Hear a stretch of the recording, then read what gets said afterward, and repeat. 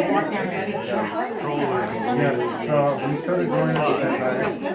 Left at 5:30. Walked to the parking lot for late. Got me inside. Well, she tried to take me out. So we got me in.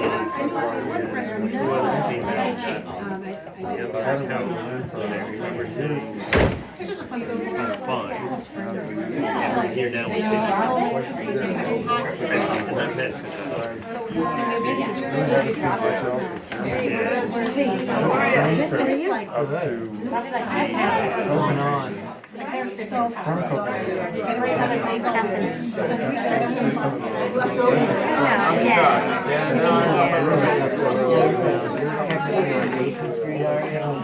Yeah, we're at the corner. Okay. Take you home. So, you need to give me a station just in case. Next thing I know, after sometime after 11,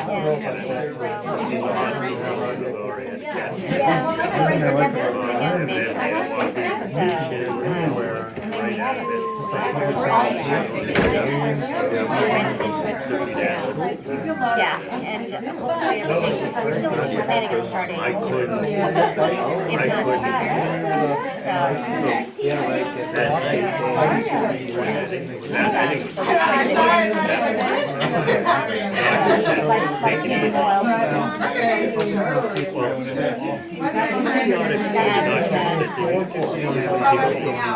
Because evidently my life taking I took Friday off, just sat there and watched movies all night.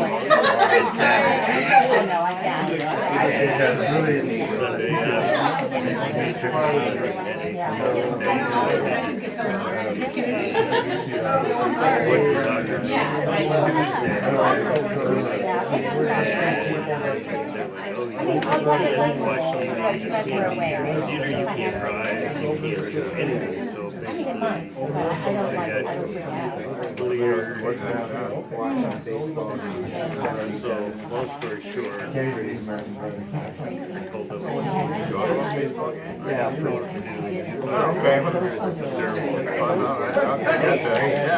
the end of March.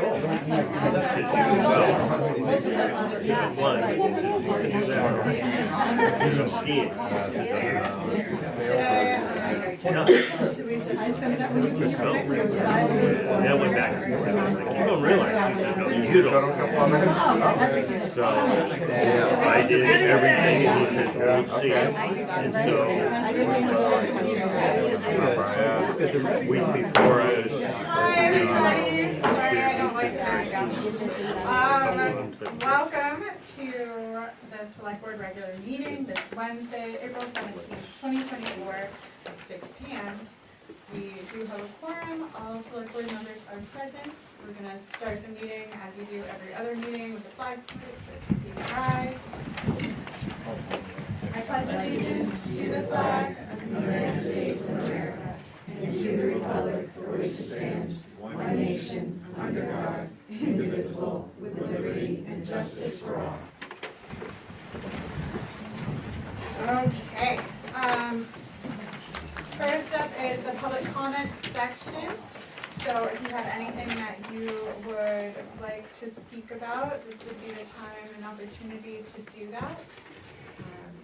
If you raise your hand, I'll call on you. Just state your name, what town you're from, and the floor is yours. Anybody have anything to add to public comment tonight? Okay. Moving on to public hearings, we have none. Next up is action on the minutes. Oh, I'm sorry, I skipped right over adjustments to the agenda. And the only adjustment that we are going to do today is we are going to strike 10E from the agenda. This was brought up by Sarah, and she had asked us to strike it, so. Just because I did make a statement, so you're good? Yeah. Okay. So all those in favor of striking 10E from the agenda this evening? Great. Now we'll move on to public hearing, of which we have none. And then we'll go to action on the minutes. Action to approve the town public hearing minutes from April 1st, 2024. Move approval. I'll second. Any comments on these notes? All those in favor? Approved. Okay. Moving on to minutes from our last select board regular meeting on Tuesday, April 2nd at 6 p.m.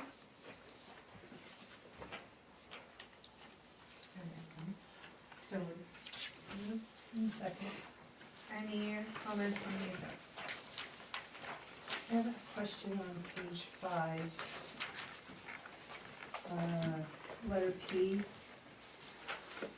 The conversation in regards to the purchase of propane, diesel, and gas. And it says, approve the town manager to have the authority to sign a contract with Suburban Propane. Was it Suburban Propane? It was, if Okay. their pricing came in. Okay, thank you. And I just wanted to, on, select board items number 12, the cleanup day is May 4th, not May 13th. Oh, yes, thank you. Thanks, Sarah. All right, any other comment? It's just very minor, again, on page 5, under 11, the warrants, that has rank Del Duca. Oh, thank you. He's the one I tend to do, so which one was that? That's the first one, A. Thank you. Just minor. All right, with those edits, all those in favor? Approved unanimously. All right, on to acceptance of grants, donations, reimbursements, or sales of materials. We have, A, action to accept a 65-inch HD TV to the airport by Joel Doyon and Chris Peel. I move to accept the 65-inch HD TV to the airport by Joel Doyen and Chris Pete. Second. Why do they need a TV? Just for funsies? No, we do Zooms on them, Right. so anybody can, Zoom into a just meeting. like that. Great, okay. There's a lot of learning going on over there too. Yeah, But pilots study over there. oh, cool. The pilots are always upgrading their certificates, Mm-hmm. and so there's a lot of that stuff going on. So they're not TV's just watching the boob tube? You know, well, you're also always gaining weather Yeah, um, oh, that's a good call. throughout the day. Yeah.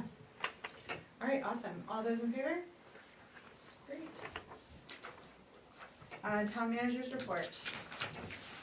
The office was closed Monday for Patriots' Day, and we did have to close Tuesday because of staffing, so today was quite a busy day. The Region 9 budget vote will be held Wednesday, May 1st at 6 p.m. at the Region 9 School, 377 River Road in Mexico. The warrant information has been posted on the town front office window, and full warrants can be printed upon request. I did provide you with a copy of the full warrant. Last night, the Budget Committee and the Select Board completed the budget process, recommending the budget amounts that will be on the June town meeting warrant. I will update the budget with all of the recommendations and provide copies to the Budget Committee and to you with a copy of the draft of the town meeting warrant before Wednesday, the 24th of April. This will give you time to review the draft warrant before you approve it on Wednesday, May 1st. One person turned in nomination papers for 2 vacant assessor seats. 2 people turned in nomination, what? There's no self-worth. No, No, 2 assessors two and 1 assessors vacant. and Select one- board. One select Right. board. 2 vacant, Oh, yeah. there's Gotcha. 1, okay. For the school board directors, no papers were turned in for 2 vacant Bethel seats. Yikes. 1 person turned in papers for 1 vacant seat in Newry. No papers turned in for 1 vacant seat in Greenwood. 1 person turned in papers for 1 vacant seat in Woodstock. Bids will be opened at the Bethel Town Office at 2 p.m. on April 24th, Tuesday, and I forgot to put the date, here in the meeting room, and that is for the airport fencing and tree removal project. That's to deal with the vegetation obstructions to several protected airspace services and ground protection areas. The auditors are still on schedule for completing the fiscal year 2023 audit, so we will have it in time to meet the May 6th deadline to be included in the town report. And we are still accepting applications for 2 open positions at the town office for finance officer and finance assistant. Do you have any, I have, yes, I've had some, and Courtney and I have done some interviews. okay, that concludes the town manager's report. We are gonna we'll go into business items. 10A, the Ethel Bisbee Ad Hoc Committee presentation. We have the whole family here. The whole family is here. And I'm gonna stand right here, even though it's weird, because we're talking up there too. Is that fine? All right. I don't think I'm addressing properly except for everyone who's on the team. So. Yay. All right. So anyway, first, actually, on behalf of everybody, we just want to say thank you for giving us the opportunity not only to be here tonight, but to do this work. I think it was a labor of love for all of us, and we learned a lot from the process, and I think that we're going to give you some tools that you'll be able to use in a lot of ways, even if it's just the email list that we have. That's a deliverable that we feel good about, too. And also, I just want to thank everybody on the committee. You guys have been amazing. You picked an amazing group of people, and literally my husband asked me, like, so, but who is the slacker? And I told him honestly, there wasn't one. There was not a single slacker, and everyone brought their unique talents and backgrounds to the process, and it was just a really rewarding experience. So thank you. It's been great working with you for a year. All right, I'm going to go. Okay, so anyway, I'd like to give a roadmap of what we're doing. Okay, good. So we're just going to talk about what we did, basically, what you asked us to do, how we did it, and then Faye is going to take a deep dive into the data, and then we're going to talk about the results and deliverables that we have for you, some of our recommendations, and then just some, how to actually use and read the report, and then we'll do some Q&A. Okay? All right, so you guys know what our mandate was, and that was sort of not clarified at the beginning, but then we came back for clarification, and that was to evaluate and recommend uses for the Ethel Bisbee law.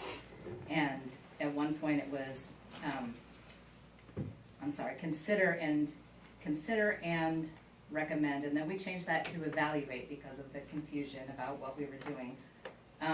And so what we actually have is a way for you guys to evaluate uses based on what the town thinks, what people who are involved in all of the organizations who do the important work in this town think, based on our own discussions of what's important to consider about that lot and the neighbors who live there and this town's needs, and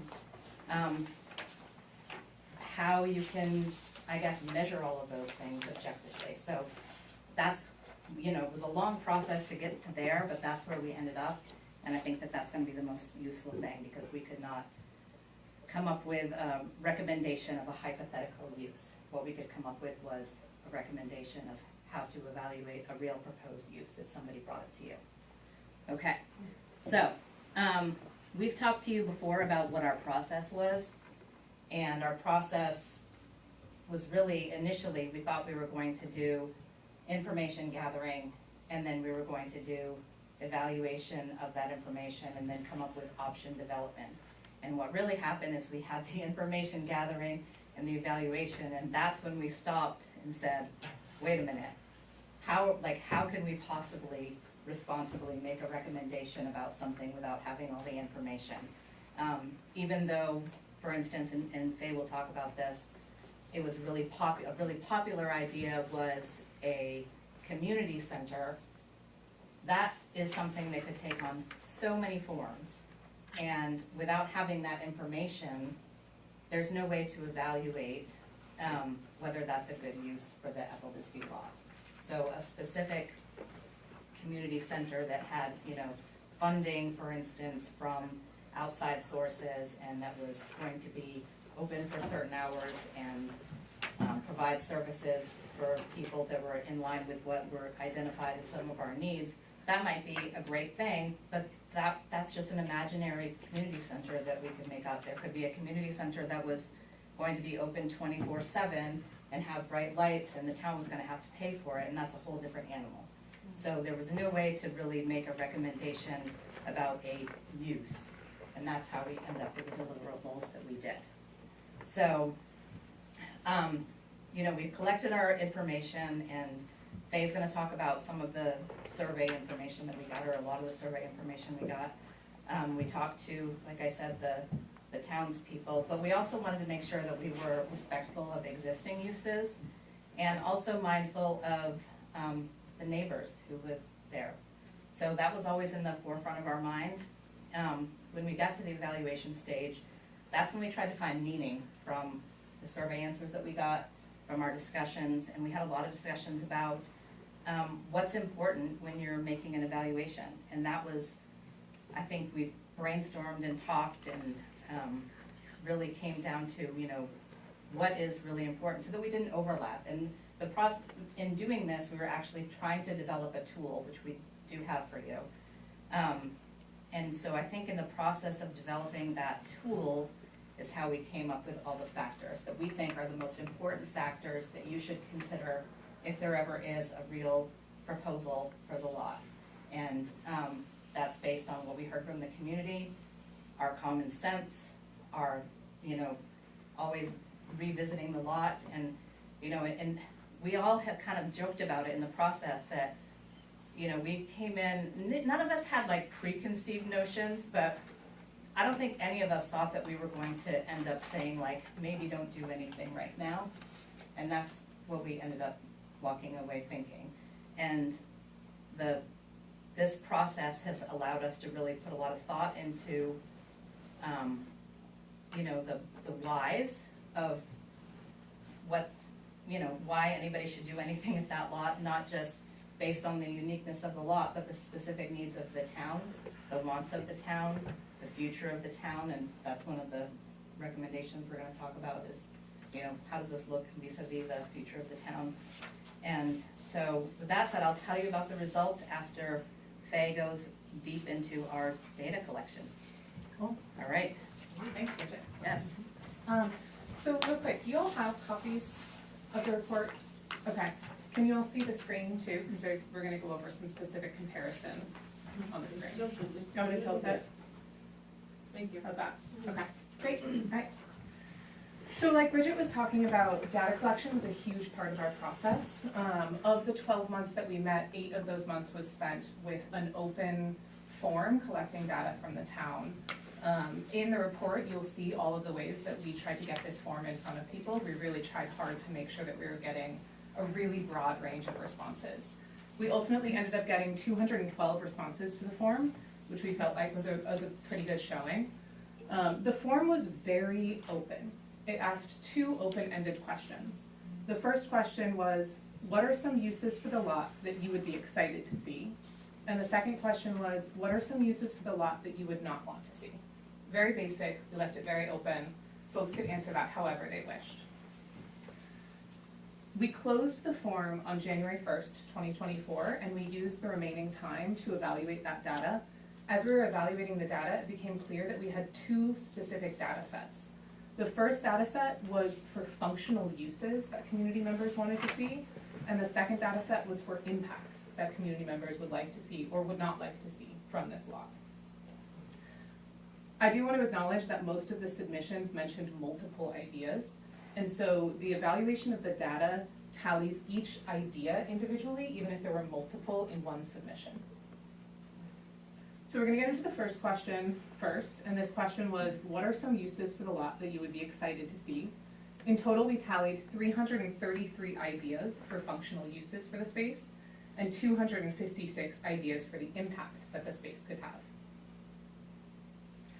So you can see here, and you can also see in your report, the breakdown of the functional use data for answers for that first question. So we organized these in two major categories. The top major category here, like Bridget mentioned, was a community center or a rec center. We saw this idea repeated 138 times throughout the report, or throughout the submission responses. We also included kind of sub-ideas in this umbrella idea because many were very similar. So for example, we tried to be as transparent as possible with the presentation of this data. So for example, ideas that included community center, childhood learning center, makerspace, or youth center were all included in this umbrella of community center or rec center. That same logic follows throughout the rest of the analysis of this data. So as you can see, the most popular response by far was this community center or rec center. Following that relatively closely was outdoor park and recreation. And then there's a pretty steep drop, municipal and social services, housing, and then commercial. And if we go to the next slide, you can see a visual representation of how those bars relate to each other. Next slide. So this is the analysis of the impact data. Again, analysis of the same data set with a different lens. This was looking at what kind of impact do you want to see from this space. So we saw the most commonly repeated idea for impact of the space as supporting existing projects. This was repeated 86 times throughout the data, which is significant. Following that, we saw folks asking for it to be a space that would serve youth, a multi-season space, a multi-purpose space, a space that would serve locals, and on and down this list. This is a visual representation of the comparison of those answers. You can see visually here how far and away that first response of supporting existing projects, how commonly that was repeated. So we're going to review the same format for the second question now. So this was the question of what are some uses for the lot that you would not like to see? And again, this is the functional use data. These are ways in which folks would not like to see the lot be used. So the top most repeated response was municipal or social services. So this encompassed mentions of ambulance, town hall or office, parking, food pantry, or town storage. The next idea that folks did not want to see the space be used for was housing, and then on and down this list. And I guess you can't see the bottom one, but I do want to just say, which one was that? This section. Someone who has the printed report, it didn't print on the. Oh, after selling the left column. Miscellaneous. Is it miscellaneous? Yeah. It is miscellaneous, thank you. So that is the least repeated functional use, thank you. And then you can see here, these were relatively even. Folks were generally repeating some of the same things in what they did not want to see for functional use of the space. So now we have the impact data for that second question, some of the uses for the lot that folks would not like to see, how they would not like to have, they don't want this space to have this type of impact. The first thing was something that excludes community input and use. This is something that folks wanted to avoid when it comes to how this lot is used. Increased traffic was a concern, late night or light pollution, noise, and on and down this list. And then we're going to do a little bit of comparison. That's the visual representation. You can see how the first response here of things that exclude community use was the biggest concern that folks shared. So now we're going to do some comparison. So for this first slide, we are comparing the functional use data for the question of what do people want to see and what do people not want to see. And I think something that's really significant in these data sets is that we had significantly more responses for what people wanted to see than what people did not want to see. People were very enthusiastic to share what they wanted to happen in the space, what functional uses they wanted to happen from this space. I think it's also significant in this first response graph that the community center or rec center was more than twice any of the other negative, or not negative, any of the other things that people did not want to see in this space. And then we'll compare the impact use data on the next slide. So a similar trend, significantly more impacts, positive impacts that people wanted to see than impacts that people wanted to avoid. And again, that first impact is something that engages the existing projects. That was a really, really common response in the entire scope of responses. And I believe that is it for our data. Pass it back to Bridget. Yeah. Okay. And I made some notes for myself before I left the house, and I left them, so I'm gonna consult with my phone because I don't remember what I was gonna say next.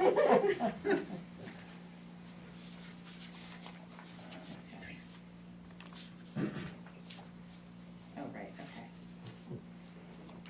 So, like I said, when we were evaluating this data in conjunction with the other information that we gathered, that was when we realized, you know, we can't make a recommendation based on just pretend facts. There has to be something real.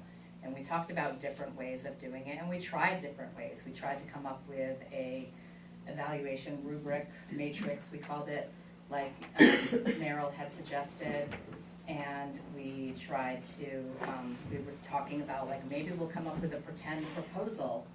And then we came up with sort of like, we're gonna run different scenarios through our matrix. And we realized through this process, which took several weeks, that that was not gonna be responsible, it wasn't gonna be useful, and nobody would end up voting for it because it wasn't vetted, it wasn't appropriate. And so what ended up happening is we said, okay, go back to the drawing board. What can we give the board that will be useful to you? And hopefully it will have applications more than just for this particular task that we were given, but for, you know, any future task.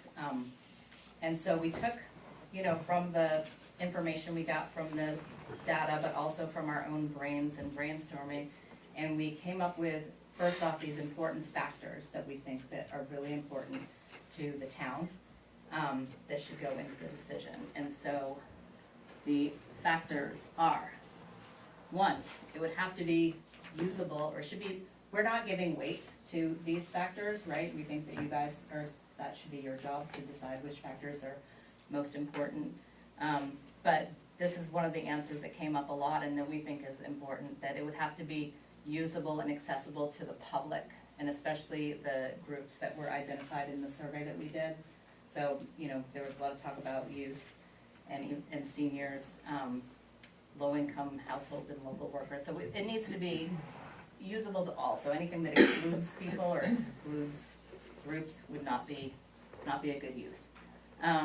And then, of course, we would want it to support the needs of the town that we know have been identified already. Not just like, hey, that would be fun to have, you know, a popcorn machine, you know, factory or whatever, but something that's already been expressed by the town that's not met anywhere else. So, you know, there were a lot of wishes and wants that were on the survey data where, you know, we know that those things already exist. And that's also anecdotally in the report is a comment that, you know, there are things that exist that people don't know about. So there's some communication disconnect between the people in the town who have needs and the organizations that are able to support, to meet those needs. But that's just a comment for another day. We would want it to have no negative impact on pedestrian or vehicular traffic, so probably like no Trader Joe's. And that it wouldn't increase significantly noise or lighting because of the neighbors, but also the character of where it is situated in the town, and the Bethel Village is attractive to people and people pay taxes to live there. And then we would want it to maximize the unique characteristics of the property, right? So, for instance, you know, okay, yes, it has water and sewer and electricity, that's great, but it's also in a central location. It's beautiful. I don't know if you guys have been there lately, but it really is beautiful. And so those are like intangible things that really need to be taken into consideration. And then of course the financial impact on the town, and that can be broken down into so many categories, right? And that was sort of where we also got hung up in trying to think about like even evaluating community center, because financial impact could be, you know, the initial capital costs, ongoing costs, like with the Bethel Busy School, the decommissioning costs, you know, things cost money to take down when you're done with them. So, and then the other factor was that it would add a cultural or historic value or significance to the town, in recognition that this is, you know, a beautiful, special place, and there's not a whole lot of real estate in the Bethel Village anyway, and there's certainly not a lot of real estate owned by the town of Bethel. So those are the factors, and what we've done is we've taken those factors and we've made them into a self-screening worksheet for somebody who was going to propose a use. And they can, our thought was, originally this was gonna be like your evaluation, but like I said, we couldn't make it work. But this would be a good way for people to sort of think when they're making a presentation or a proposal about what's going to be important, and they could screen themselves. And then the next part is,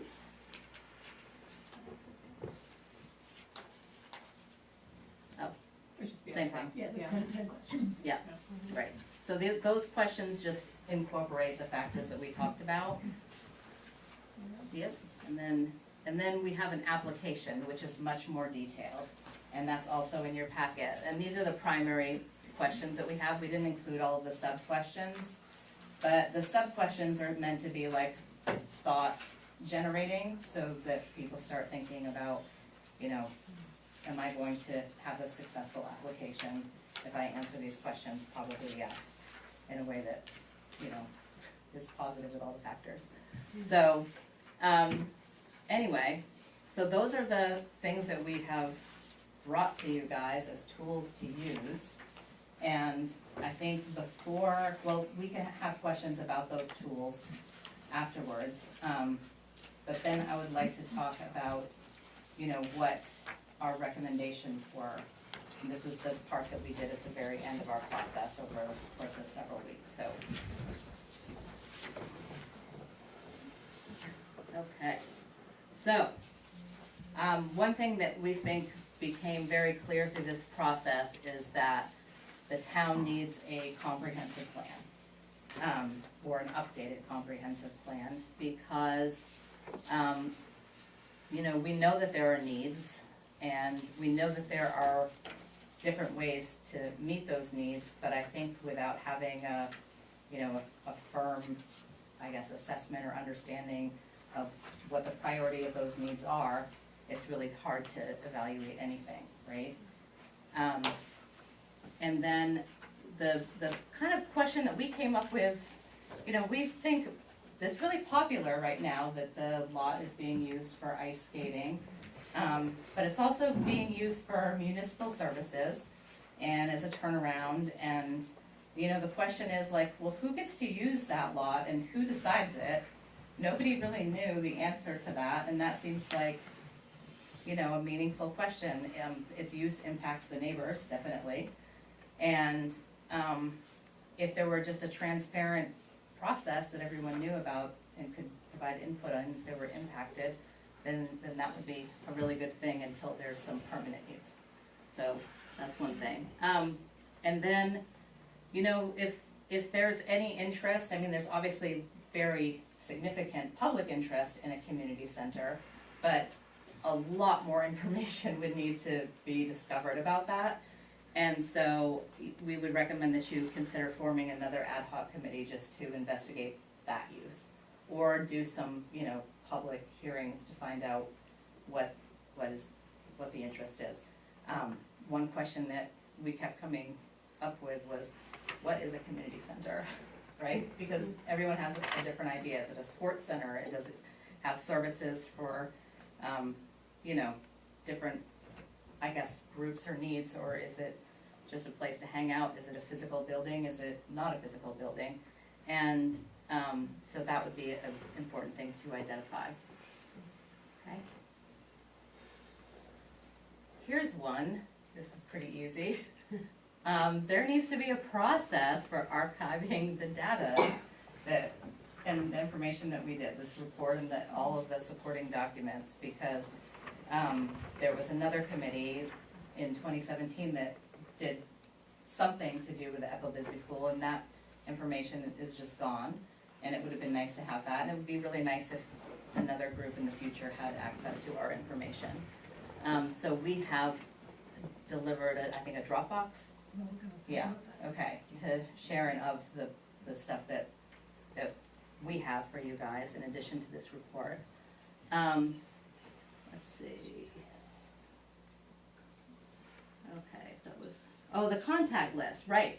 So this is maybe the best thing is, you know, we had to really, the first part of our job was just to find out how to get in touch with people so that they could give information. And so we had to do a lot of like just groundwork. But we have a email mailing list of people who are interested in this process. And we've asked them to opt out if they don't want to receive any more communications. And so that could be very valuable for you guys to use with future projects, because those are the people who are interested in what's happening in this town and want to provide their input. So, yeah, so I guess you can figure out what to do with that list. I guess one of the things we said was maybe coordinating with the Chamber of Commerce on what's available, just because that was a comment that came up a lot, or like an observation we had, was that there was not a lot of coordination or understanding between the people of the town and the town itself about what's available or going on. And then we have some specific recommendations for if you're ever going to do an RFP for the site, what would need to happen. And you know, one thing that's really important, we think, is this evaluation tool that we did. You know, if this were a big city, you would have like a consultant who developed this tool, and obviously it's not one, but we don't know what we're doing. We don't know how to evaluate or do, you know, data analysis and metrics and all that stuff, and none of us have that background, and I'm guessing nobody on the board does either. So if this were something that were important, or if you thought that you were going to have a use for it in the future, you might consider, you know, hiring somebody to do like an actual professional job doing an evaluation tool that works. And then, right, and then have a process for the submission of the uses. Anything else? Okay, so that's it on our recommendations. This is just for basically not you guys, because you already have the full report, but the full report is still available on the town website, and I'm not sure how long it will be available. Okay, so that's where it can be accessed, and it's pretty long, but it contains our executive summary, which is like the nuts and bolts of what we did, and our results, and then we have the methodology and the themes that we got from the survey data, and then a long narrative about the process that we took and the findings, along with our recommendations, all of the tools, and then our appendices. So, yeah, I think that's it. Okay. Great job. Now we have questions and answers, and we're all willing to answer questions. I'm going to take a seat. How many people are on the newsletter now? Probably like 120 is my guess. Yeah, I can get, the actual number is in the report, but I have to flip through. I have a question as far as the supporting existing projects. Does that mean the sports projects, or what projects are you referring to? In the data, supporting existing projects. Yeah, so you can see part of the supporting documents that we will share with you all references the answers that led to those kind of categories. The most commonly repeated, like, supporting existing project was the skating rink. But other folks did generally just say, we wanted to support existing efforts in town. Some folks, and then they didn't give any specifics as to what they meant by that.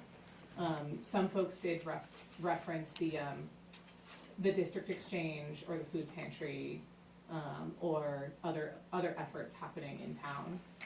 And you all will have all of those word for word responses.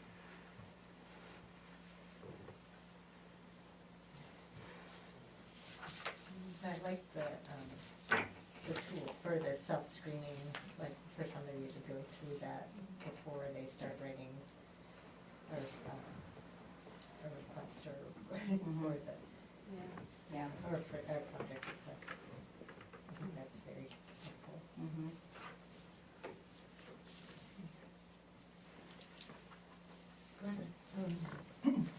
Bridget spoke to the Rotary Club a few months ago, which was very helpful.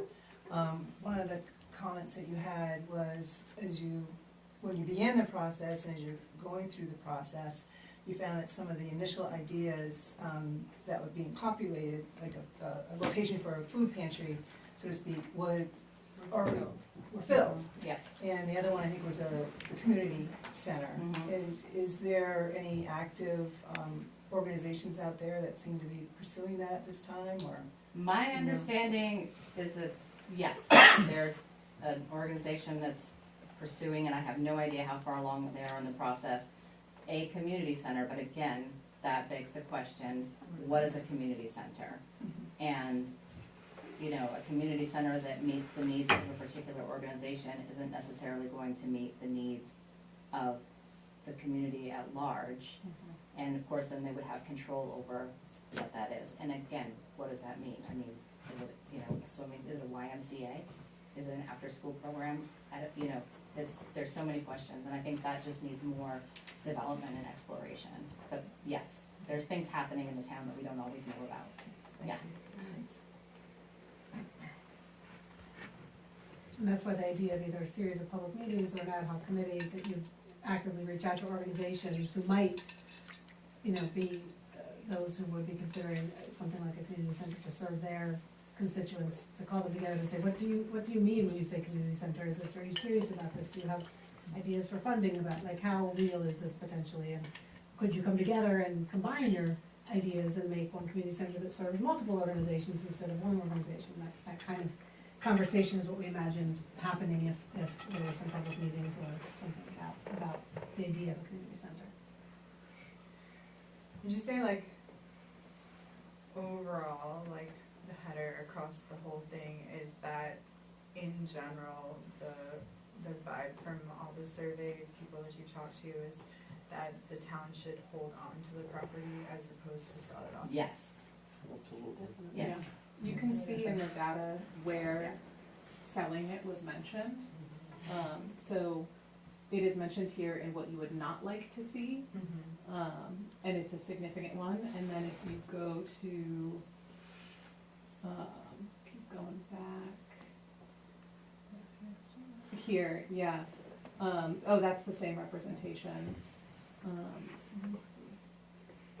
I'm not used to looking at it in slides, but when you look at it, you can see that it is a very, very minimally represented area. Some people did say that in what they would like to see, some people did say that they would like to see the town sell it. When that was mentioned, it was added with the caveat of, and use the income to further existing projects in town. I believe that was only mentioned, there it is, 3 times total, and that includes leasing, restaurants. So it was mentioned really one single time in all the data.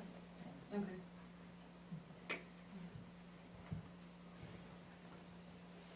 Sorry, this is my thinking place, and I know it's a little bit of a resting situation, but I don't mean it. I should mention, we did receive a proposal from one citizen, and I think we delivered that to you already. Maybe we included it with our deliverables as well, but it would not be fair to leave that off. And we also include in the deliverables, Sharon and I have to figure out the best way to get those electronically to you, because it's, hundreds and hundreds of pages.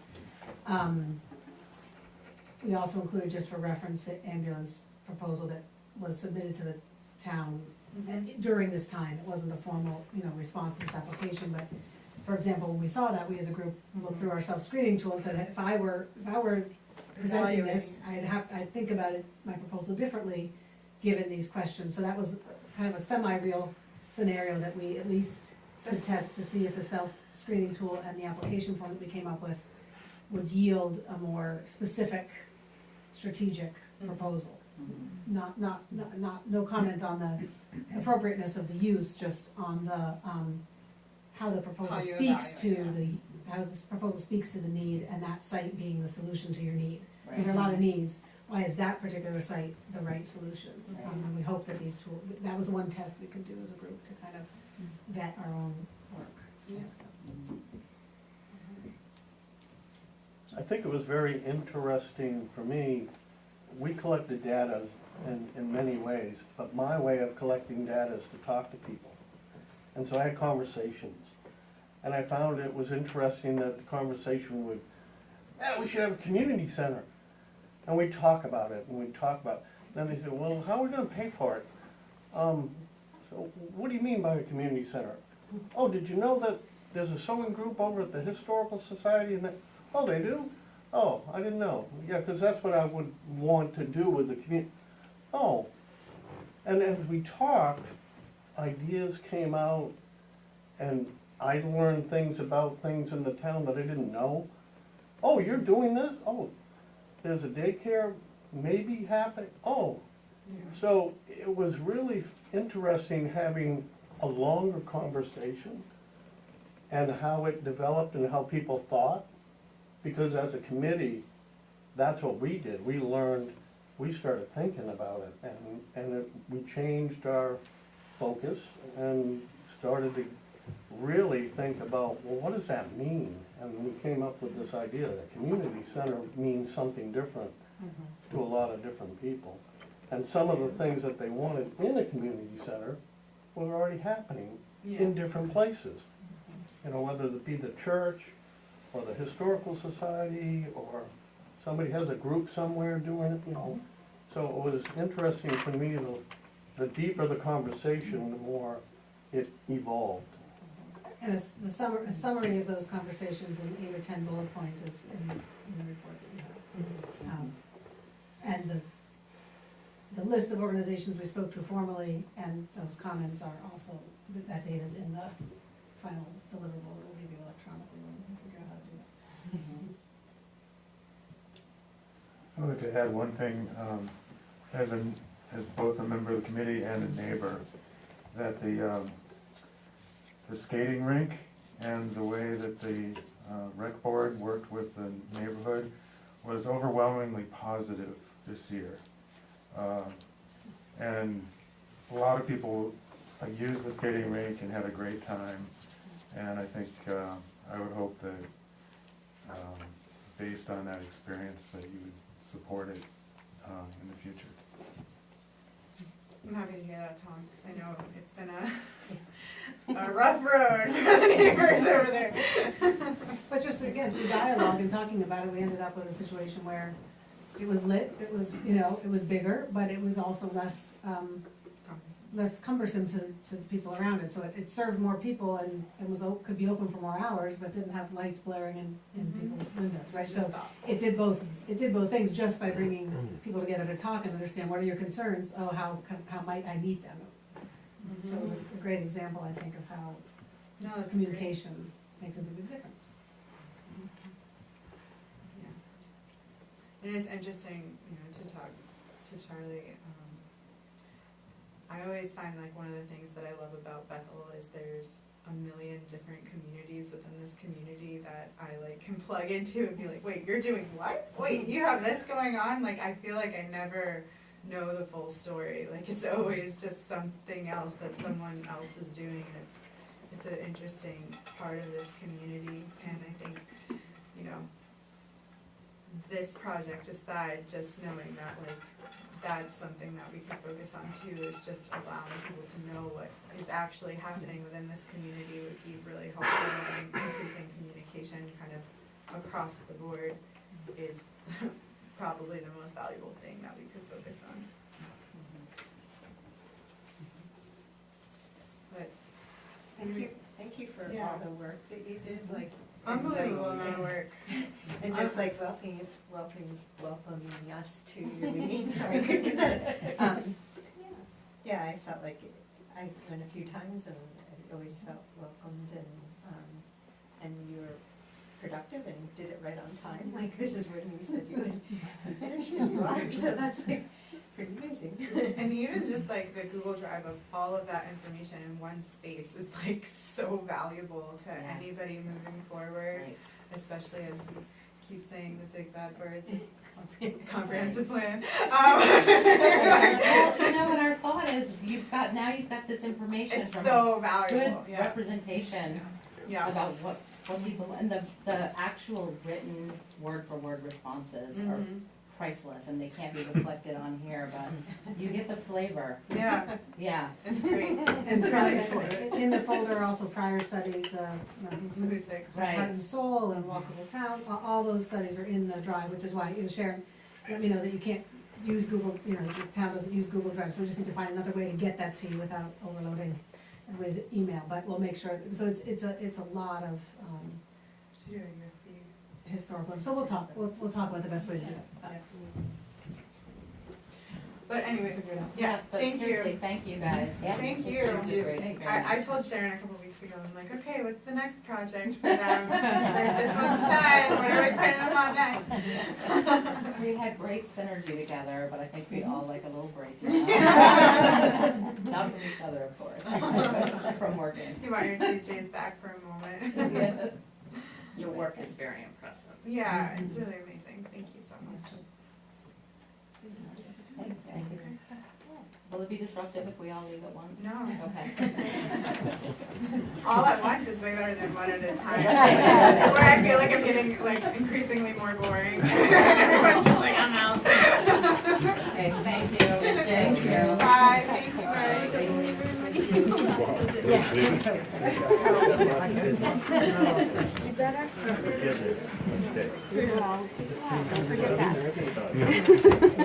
We did get there.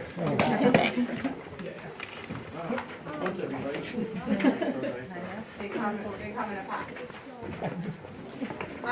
Okay, next up, 10B, discussion and action to approve the fiber optic network installation and access agreement with Oxford County Telephone DBA First. Hi, hello again. Hello. So you have to follow that presentation. Yeah, boy, that was pretty amazing, actually. I was super impressed with your work. So, what you have before you is the final agreement between the town and First Light. As I said at our meeting last week, I think it was, this is basically the same agreement that you signed in November of 2022. It has a few edits to it that were made by the same attorney who helped create the draft with First Light's attorney. And that attorney is with Bernstein Shore, which represents most of the towns in the area. The major difference is that there is a more accelerated, larger amount of money that's due up front versus what was in the previous agreement, and the reason for that is the deadlines that are connected with the American Rescue Plan Act funds. They have to be committed by December of this year and used, or actually, used by, I believe, December of 2026. I think that's right. So 75% is due up front and then 25% at the end. But other than that, everything else is the same. The negotiated reduced pricing for residential and commercial pricing for the first 3 years of service all the same, free installation during the build out and for a year after the build out, all the same. So, yeah, and then there's also a map in there, it's sort of a small map. Two maps actually, one that shows the Bethel area and where they're building out, I think it's in red. And then there's a larger map that shows the whole area of all 13 towns that are gonna be, a part of this project.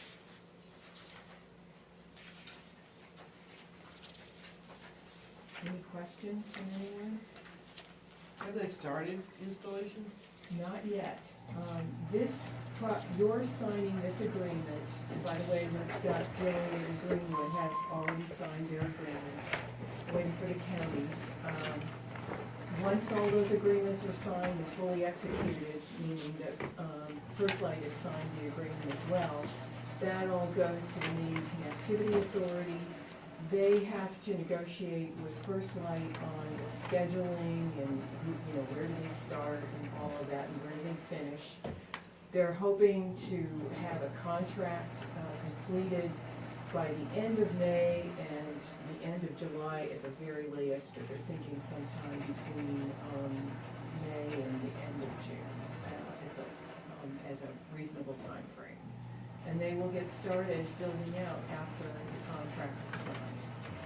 So possibly This summer. this year? I think the Yeah. Oh, contract absolutely. says within 12 months of, we have to start, there's a subsection somewhere in here called anticipated commencement and completion time period.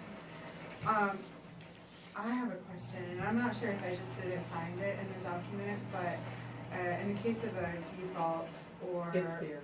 force majeure, Yeah, it's so, there is no force majeure section. yes, I see both of them, but it doesn't say anything about the return of funds in the case of that, so the only thing it said was that, where are you? Sorry. First Light to repay a portion of the contract amount, and I don't know what that means. A portion could be 25 cents, a portion could be $10,000, like, what, that's the only thing that, looking through it, I was like, ooh, that's a little, I cannot. where's our answer that. insurance? I don't know, I can't answer that question. So I would have to ask for, clarification. My question to them when I came to the meeting was, who's looking out for our interest? And, because there's contracts with each of the towns, and there's the main connectivity contract that's really the driver, and that's with First Light. So that was what my question is, who's looking out for our best interest? And us, we have the same right as main connectivity to question, and then also there is, in here, at least quarterly, I think it was, reports come back to us, and it can be more if we wanted to have it. I mean, just because we're giving you 10K, the standing of our contract is just like the hundreds of thousands that the main connectivity is given. So that was my thing, is if there was some breakdown in the process that First Light happened to not be able to perform, or was a delay in their performance, one, what was the communication back, and then two, what could we do? So that was more where I was coming from. Yeah, I believe I sent you that one section, Yeah. that addressed the reporting Yeah. requirement. Thank you, yes, you did, thanks, yeah.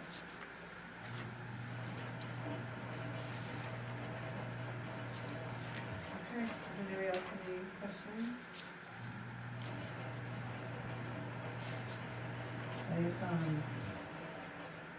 I move to approve the fiber optic network installation and access agreement with Oxford County Telecom DBA First Light. Second. And that shouldn't prevent getting the answer back. What is that noise? That's the pellet stove dying slowly. pellet stove? Yeah, that's what this whole building is heated on, that's why. It's the filler, right? It's filling It's out. the feeder, yeah. If it doesn't catch, it will just keep going. It happens every once in a while. Usually Jim fixes it, but he's not here right now. Did the other towns have any questions when they were signing it?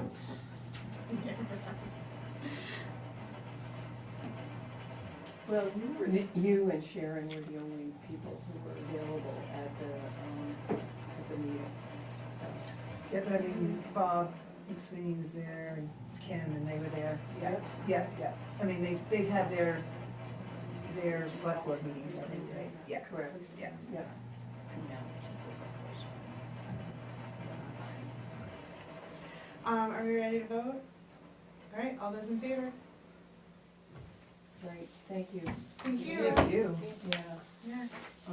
And if you want to, you can send me a PDF file of the signed. the signature page. Yeah, you could send me the signature page, but I also need the front page, because that Yes, needs I to was have the just gonna date say on that, it. yes. And then I'll get it signed by Patrick Coughlin and send you back the complete report. Do you Complete. want we could sign it now, the That'd select be board could great. sign it now, do you mind signing Yeah. it now? Sure. That'd be And then perfect, yeah, Jess can make copies. because then I can send it to him. Well, thank you all. No problem. Thank you.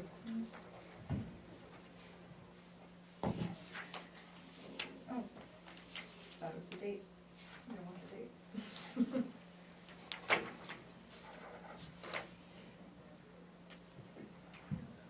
So just, one for us, and then we can make copies from there.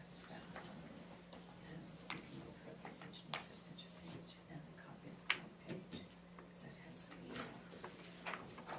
has our dates on it.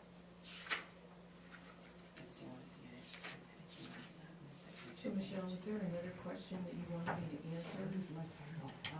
No, just the question that we had About the percentage? Yeah, what's the From- portion? Yeah, from yeah, town yeah, members. right. Yeah, just kind Remember? I don't like apportion. It's not my favorite word.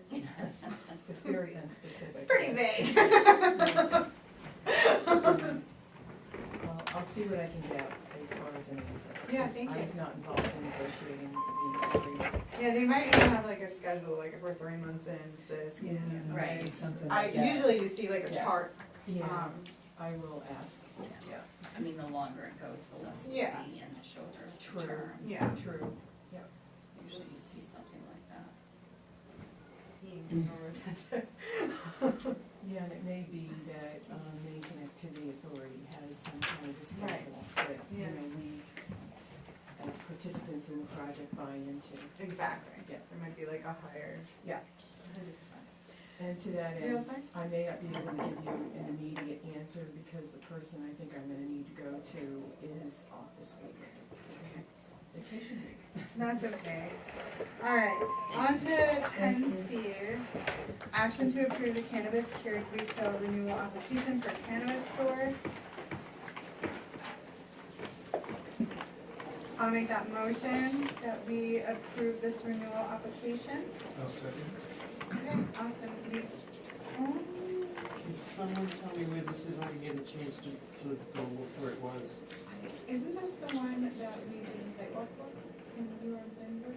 It doesn't say, With the it doesn't say driveway? that it's cryptid. Yeah, but I think there's two, there's like a retail store in the back, and then, remember they were Yeah, doing? but this is, On Mayville Road, Yeah, 312 to 322. yeah, and that's the only question that I had was the 312 to 322, what does that mean? Is that like in the mini mall? Where Pie Hole is? Oh, Is that the one on the end there? oh gosh, I wasn't even thinking about over there, Where? I thought it was out The in signature. Walker's Mills, I guess. oh, so it's the one where the liquor store is? I'm not sure, No, is it the one next door? Because it said, it's on Mayville, In Pie Hole? so it has 312 to Just, 322. So we Or can just like a Pie Hole? I'll look it up on Instagram. Jessica, just put it down. do you know the location of this cannabis store? What's a physical Oh, yeah, address? it's, Green Alien Jones. Don't have to be included on the. 312 Right, we're not sure where exactly. 312 to 322 Mayville Road. Yeah, Pie Hole is 320, so it is. Oh, then it's right next to Yeah. that because it's in the same Oh, one okay, as Must be the in that new mini one. mall. That's Yeah. the I don't newest know. one. It's That's what I was the, it's the thinking. first corner of the Just mini one of mall, and then the physical therapist, and then It's Pie the Hole. newest one, Okay. okay. Okay, thank Got you. it. For the daycare, yes.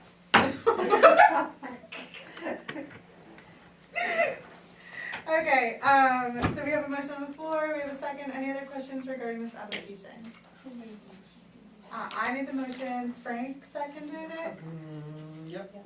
okay, all those in favor? And it's through. Thank you. You're welcome. D, discussion and action on the proposed amendment to Code Chapter 5 Administration Section 42 presented by Michelle Cole. And did everybody get the new one that was on the table, not the one in your packet? No. Grab that. Yeah, my apologies, and I thought I sent the updated one to Sharon for the packet, I What's the did rule? the, It shows Yeah. 10D revised on the front of it. This one? I wrote 10D revised right on the front page. Yep. No, that's not the right one. Oh, Teddy revised, I'm sorry.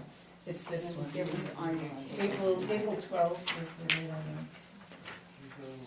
It's on the table, not in the There it is. Yeah.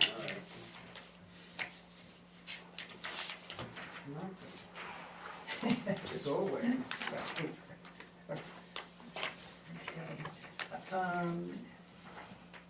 I brought this forward again after our discussion that we had on the first proposal at the last meeting. It sounded like there was consensus to just eliminate the paragraph in question. So that's what you see reflected there, to eliminate that, to take purchasing policy out of the code, and go forward from there. So you're saying that every single item that is bought has to be approved by the manager? What I'm saying is that this preserves the duties and responsibilities of the town manager, and it also allows the select board to perform their duties. And what it does is the town manager is the purchasing agent, period. And that's reflected in the code and in state law. And if we wish to have other policies that purchasing can be done differently, then that originates with the policies between the town manager and the select board come up with, i.e. if the town manager is looking to have the department heads be able to purchase without coming to the town manager first, up to a certain limit. If the town manager wants to provide for emergency situations, that the policies be generated where policies are with the town manager and the select board, and not at the code level. And this preserves the integrity of the responsibilities and duties of a town manager. It also allows us to be able to, if we have, perform our duty, which is responsibility for the purchases, but we only have a managerial relationship with the town manager. And through policies, we can still maintain that relationship. And we can generate whatever purchasing policy that probably generated from the town manager and brought to us and signed off of. As of right now, there is in the code, under the purchasing section, which I thought I brought with me. You did. Okay, yeah, so as of right now, the purchasing agent, and it's reflected there what the duty and responsibilities of a town manager is. There is also, there's another place, reflected in code that if this gets passed, immediately the town manager can have deputy purchasing agents for certain for certain items. Does that have to be included in the ordinance? No, it's already in there, I'm just trying to find it. Yeah, yeah. So immediately that's done, and that's how, you know, other municipalities work, is that, you know, purchasing agent, deputy purchasing agent. So that could be done immediately if this gets passed. But it brings things to, you know, In how it compliance should- with the yeah, state law. yeah, compliance with state law and public policy. It sounds like it gives the town manager flexibility on creating a system that works for the town with our supervision, with our stamp of approval. Not our supervision, I'm sorry. But you understand what I'm saying to you? Yes. So we're not relinquishing our responsibility, we still have it. And it allows, what I always heard was, is for the town to function a little easier, a little more, it added function to the town functions. So we're giving that functionability to the town manager, and we're still holding our responsibility to the townspeople. Sounds like a win. It's just if we don't hold up our end of the bargain, it could go awry. So we have to stay vigilant on being aware of what we're approving. Have you had this procedure in previous towns? There's always been a procedure that, over a certain amount of money, not beginning at $100 though, but $500 to $1,000 before a purchase order would have to go to the manager. This doesn't seem like it would restrict the ability of the manager to do the manager's job, and that's what you don't want to do, is have something that would restrict or make it more difficult. So as long as Michelle just explained, this does give the manager, whoever that manager may be, the ability to delegate that authority to the department heads. Then I think that can work. I just wonder why the finance officer would have that same authority. Well, they just happen, so when you look at this in context, which I want to go look at it in context, it follows along 5-43, and it's in the procedures part of the admin code. So the next part that's underneath it is the part where it has to go to bid over 10. Yeah. You know, that the 10K is really a number that needs to be in code, because that is the threshold where we have to go out to bid. And I'm not sure what, it's under procedure, and I think that's why the town manager and finance officer approval. Finance officer doesn't have anything to do with the B, but it does in A, that the warrant, essentially the warrants need to be signed off by the finance officer and the town manager before it comes to us. Yeah. And why this piece is here for the finance officer, I'm not sure. Yeah, Bert. So you're talking about 42B, right? Yes. And you're talking about striking it completely, or okay.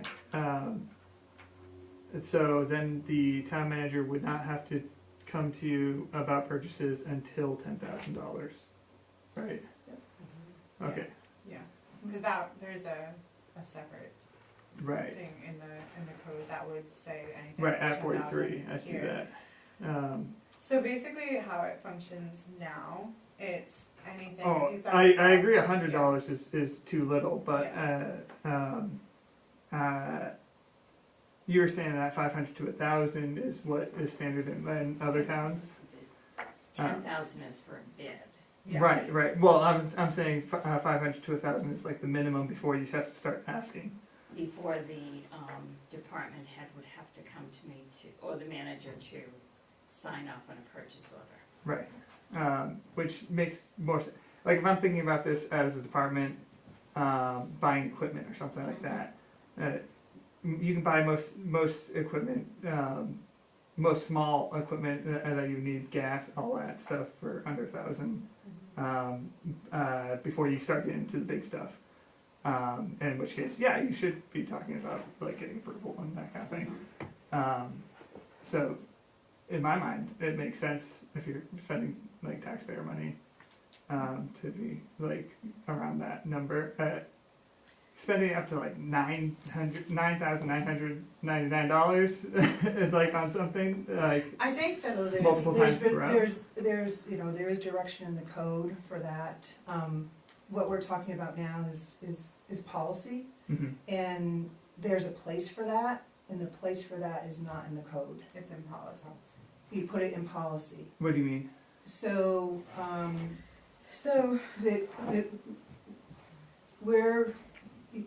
the rules, the responsibilities and duties of a town manager is that they're the purchasing agent. Okay. I'm gonna lift it up for you. So step out of the day-to-day working around here and lift it up to public policy. Sure. And the rules of how the public cross-checks for the public and what that is. So the state and our codes says that the town manager is the purchasing agent. Yes. Right? And then the selectmen, their duties is very much tied to, after the townspeople appropriate the money, how does the money get spent? And our role is to watch over that. Right. And what this piece did right here was totally shift the responsibility up to $1,000 to someone else. Right. Okay? Someone else that is not in the chain for the cross-check for the public. Right. Well, it's saying that after $100, you have to Right, talk to the select board, basically, and right? Not the select. No, board, no, Town finance officer. no. You have to talk to the town manager. So basically, if Scott needs. I'm sorry, yeah, town manager. Yeah, if I Scott. remember- When you change the talking oil about- in my pickup, which costs Exactly. $108, I Right. had to go get You have to go get a permission. purchase Right, order. which Change obviously the oil is in the ridiculous. Stupid. Yeah. Right, and so what we're saying is we wanna be able to all do our jobs. Yes. Okay, so we want that in code to stand how it is. Right. In practicality and in other towns, there are policies, just like any other subject area, there are policies that the select persons with the town manager. That are not set- code, is what That you're are not code, and that's where the appropriateness would be for, if you wanna have a department head, do something different with the purchases. If you wanna, sometimes there's policies for emergencies, so the fire department could be able to do something. But that's what happens, once there's the direction in the code, then it comes down.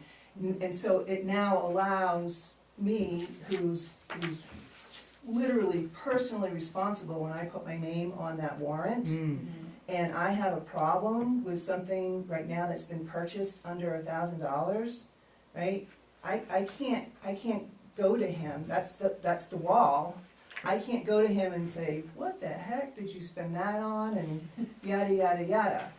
So through the code, I can go through the town manager and hold the manager responsible. Because she's ultimately responsible. Because she's as the ultimately purchasing responsible, agent. yeah, right, Sure. yeah. But I guess like what's the legal binding of the policy over code in that case? So what we're doing here is for state statute is where, that is the legal thing. The state statute is that the town manager is the purchasing agent, Sure. period. Yeah. How you wanna do your purchases Is a policy. is And that's also, what we do. I think another thing that I see as a value of just striking this section is it allows each town manager to manage their team the way they see most helpful. So if one town manager wants to be like, okay, I want to see everything for the time being, or like, oh, we're getting really close on this particular department going over budget, so I'm gonna focus here on, look at every little thing, but these guys, they're like on autopilot, I can, like, it gives the town manager a little more opportunity to manage the town in the way that they're comfortable with. And then also helps us be able to funnel questions in an appropriate way, which is just directly from us to the town manager, whoever's in that role. So how do we, how do we say when the policy needs to, the policy may change with each town manager, or even from year to year, so we just have a certain time of year where we like. We could, I mean. It would be rolling unless the town manager wanted to change it. And then they would bring it to us and we'd look at it and be like, Right. oh, you know.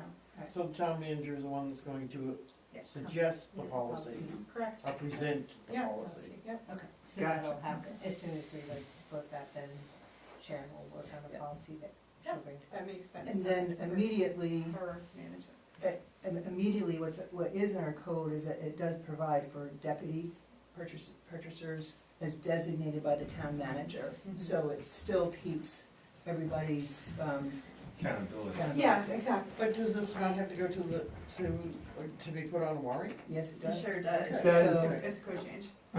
Does It's the a hearing too. fact that it will be a policy, not the code, need to be in the code? This is, I mean, I'm just. No. I'm No, just- that's just the mechanics of how public, is, like, they're, the town says, there's a rec department. Okay, there doesn't need to Right? be anything that reflects, Right, like, it right. doesn't need to be like, okay, and the policy will be set by the town manager, in the code, okay. No, that's how the mechanics of the town works. Okay. Yeah. Cool, that's all I need to know. A function You want- I'm fine, I'm totally fine with it being. No, certified. it's great, I don't they're wanna great get away questions. with that. I just wanna make sure I'm covering my bases. The function of the Board of Selectmen is to set policy. That is also in statute. Yeah. That's what they do, is they set policy. Oh, understood. Yeah, that makes sense. So they can make policy for anything that they want that they see fit. Okay. Yeah, That is their function, or one of them. gotcha, so it is reflected, yeah. Okay. We do have a motion in a second? No, we don't? Okay, cool. Does anybody want to? I'll make a motion, to, take this, the April 12th proposed, amendment change for Code Chapter 5 Administration, Section 4.2, to the next step, towards the town meeting. I'll second it. Okay, all those in favor? Can I just ask, so this can go on a warrant this year then? We have to go to These are hearing. public We have to go hearing. to a public hearing first. Mhm. So, do we have that time to allow for this? So what is today's? 19, 17. 17. Oh, yeah, what? You're looking towards that. Oh. I thought I Didn't even forgot a remember cabinet anything. order outside. That scared me. When, Sharon, would you need the drop dead for, we have to have the warrant ready by the 6th in order for it to go into the, So the next, So you need 2 weeks, right? this you'd only need 7 days, one notice. Just 7 days? Yeah, Yeah. it's just administration. right, Yeah, Okay. so we would need to, if you put it, I could maybe can you do get a it in the public hearing? 25th paper, or we On could the put it first. into like the Sun Journal if we were gonna do it sooner rather than the Bethel Citizen to announce it, instead of waiting for Thursdays. So could we do it before the select board meeting on May 1st? And back 7 days out for the, will that work? For the public hearing? Yes, we wouldn't be able to put it in the, we could theoretically, if you can count both the 25th and the 1st as 7 days, if not, we would put it in the Sun Journal earlier in that week. So yes, we could do that. Okay. So you really shouldn't count the day. Then it would be the Sun Journal, we would Yeah, put it okay. in, we can do it for the first, it just wouldn't be announced in the Okay, Bethel so Citizen. So at 5 we can get that set, or 5:30? and we can have it for. So we're having the public hearing. Public on- hearing before the select board meeting on On the May first. 1st. Do you think, is there anything else going on that public hearing? Well, the next one, Oh, yeah. the next, we have two. The, So we could do them Yeah. on that same Great. day. Okay, So we're not gonna do it on May first? May 1st. Yes. Yeah. So we would do it at 5, like we did before. Yeah, I think that makes sense. 5 o'clock, May 1st. I won't be here on May first. I'm out of town. You can write us a little note, I can read it. Frank says, do this. Yeah, that would be the drop dead. Okay. Yeah, this one. Okay. So we are at 10 act, discussion and action to approve, should I call it 10E? Should I shift everything up? No, because we're just gonna show in the minutes That that it was dropped. it's dropped, Okay. or is dropped. 10 act, discussion and action to approve a proposed amendment to code chapter 5, administration, section 47, sale or disposition of tax or sewer acquired properties. Want to give us a rundown? So, I gave you a copy of the rewrite that the lawyer did, rather than just going in and changing different sections. 5-47, sale or disposition of tax or sewer acquired properties. That is his rewrite to our, to what's in the code book now for the same thing. And then I printed a copy of the state law for you as well. So his rewrite is directly behind the email Well, correspondence? I don't know what order you've got it in, probably the same as mine. His rewrite shows section 5-47 Okay. sale. Okay. That's his rewrite. And then you can tell that this is from our code book anyway. Yeah. So that's what our code book is, for what he's rewritten it over again. Okay. Based on the state law, which also is included, and it shows section 943-C. That is the new state law on this. Okay. The only, I don't know if they're important questions. Should we put this on the floor before we start talking about it? Probably. That's the way we do things here, huh?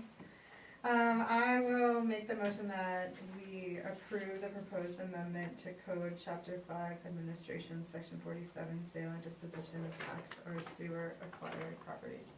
So moved. Okay, now I will talk.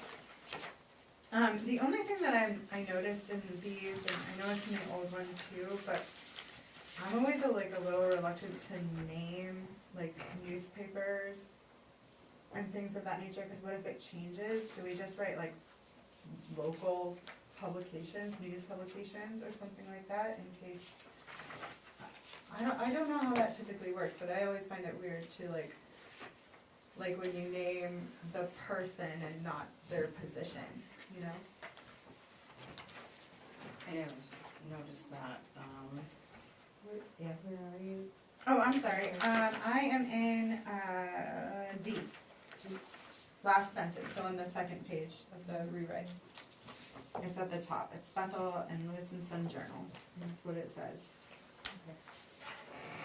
And I'm not about proper nouns in code.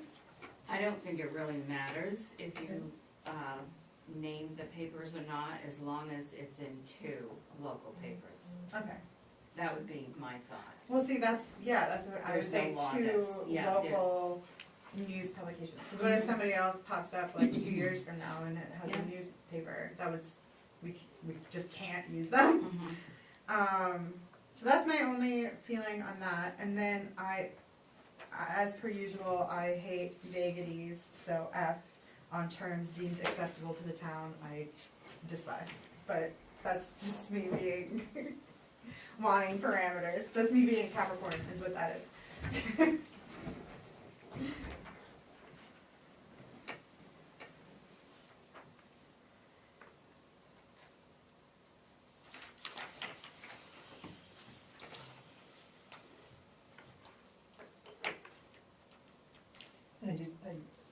I tried to make sure, cross-check, because the attorney has it in a little bit different order. Yes. Mhm. So it does look like it is covered.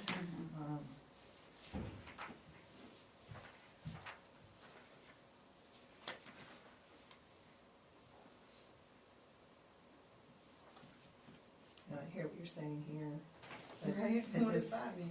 Well, and then sometimes vagueness is a good thing. Point, Is yeah. a good thing, because we don't, you know, to try to cover every single situation we may come in, it might, either not be applicable or put us in a worse situation Mhm. if we try to cover it. So sometimes allowing for the flexibility might be a good thing. And that's what I think that is you see that Allowing term for the a lot, and it basically is flexibility Yeah. for whoever is doing it. I've just been tortured by it on the planning board, so I have attitude. What did you say? Tortured by it on the planning board, where it's just like, as the planning board deems, I'm like, no, that's not my purpose here. I don't want to deem anything.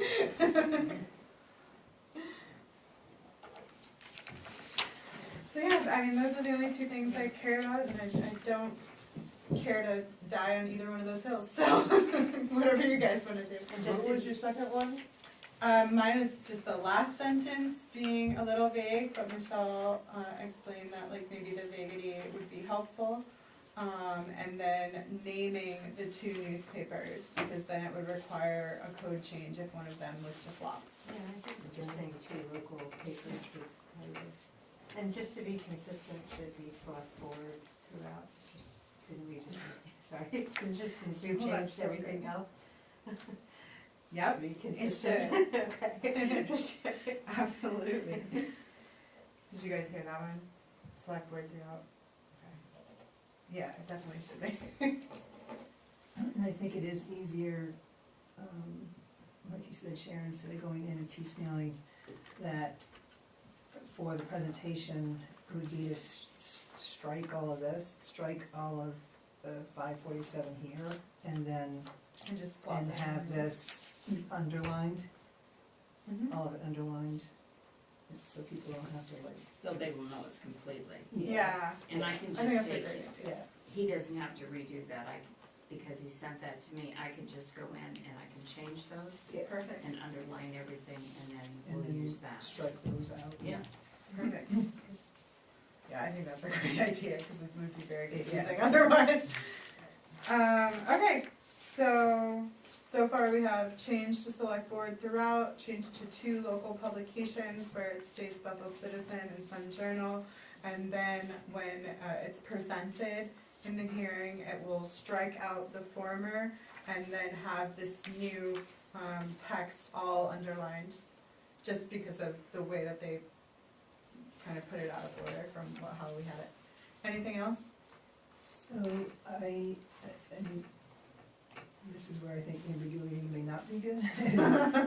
To say just 2 local papers, and what does that mean?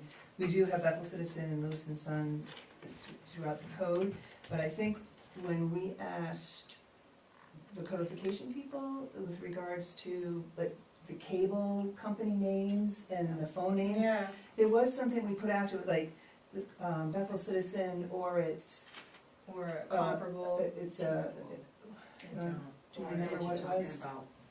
about? Or it's sort of like the heirs of it, but Yeah. it was a different term that they used. I know what you're talking about. You could put, you know, or local weekly newspaper, local daily, So you're wanting to maybe keep the Citizen And then the Sun just, Journal and add the term or, whatever that term is. or its heirs or local. It Yeah. had to do with Ease. cable It ends in networks ease. and things like that. We used a term Yeah. that covered all of them. Yeah. Do you remember now? I I was don't. trying to. I think. do. I can look it up Yes, tomorrow when I I get had, to I was the trying to Not think, but that's what it had to but do I've had with. too much stuff in my head. Cable companies, and if there's a term that it's the umbrella of all those terms. Yeah, Not depository, No, but I know what you're talking about, I just can't. yeah, We can look I at was thinking about Yeah. insert it. yeah, look it up and insert it, but I do think it's okay because, Yeah. you know, people can interpret differently what a local paper is. That's my only thing, you know. They're like, oh, well, at the gas station, there's the Boston Globe, so. Or why can't you say the local news source? Cause I think it has to be a print, doesn't it? It has to say paper? I think. Well, if you find that term, Yeah, yeah. that's what I mean, yeah. it would just, Agency? No. yeah. I think That's that would gonna be one of those things I wake up at 2 o'clock in the morning, Yeah. like, oh, I got it! Fast nowadays. Yeah. Right, yeah. Tomorrow morning, and Yeah. just go through my stuff, not in a hurry. We literally talked about it like 2 meetings ago, so you could probably just listen into the minutes. Okay, so with all of those edits, anything else? All those in favor? Great. Alright, G, discussion and action to discuss purchasing the Trio payroll module to process payroll in-house instead of outsourcing. Bye. Scott's last meeting. Good job, Scott. So you want me to talk about Yes. this? So, Christy processed payroll last week, and I sat with her, and then I reviewed what has to be done here to get payroll ready to send to Bangor Savings, who we outsource our payroll with. And I had to keep asking her to explain to me again what she was saying, because it was, things were not back in the 70s, and that's all I could think of. If you're outsourcing, it shouldn't be taking you longer. So it takes, whoever is doing payroll, it's archaic the way this is done. That's the only way I can describe it. Sounds like DOS. DOS? Yeah. Oh my God, I had to use that.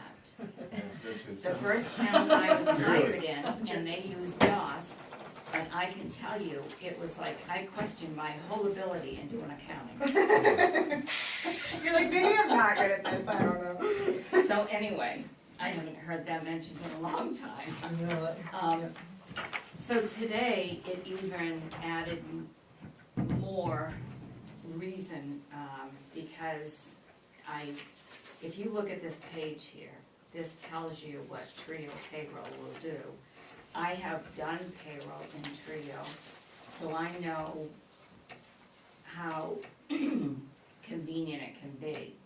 So like, I found today when I was going through, I go through the emails in the finance office to make sure that I pick up everything that has to be done while no one's covering it. And the first quarter unemployment report is due. So in figuring out how it had to be done, I said, I can't believe this. So the monthly payroll reports for January, February, and March have to be printed from the Bangor Savings payroll. Then, because this information came to me from the unemployment fund, that information has to be put on a spreadsheet that was created here. Every quarter, they have to manually put that information on a spreadsheet, and then it's either emailed or faxed to the unemployment fund. If we had Trio, you see here where it shows managed retirements, main PERS, ICMA, and all manner of deductions and matches. So in with the payroll module, one of the sections is reports. So it's monthly, quarterly, or annual. So all I would have to do for that report that's due Friday is push quarterly reports, then unemployment reports.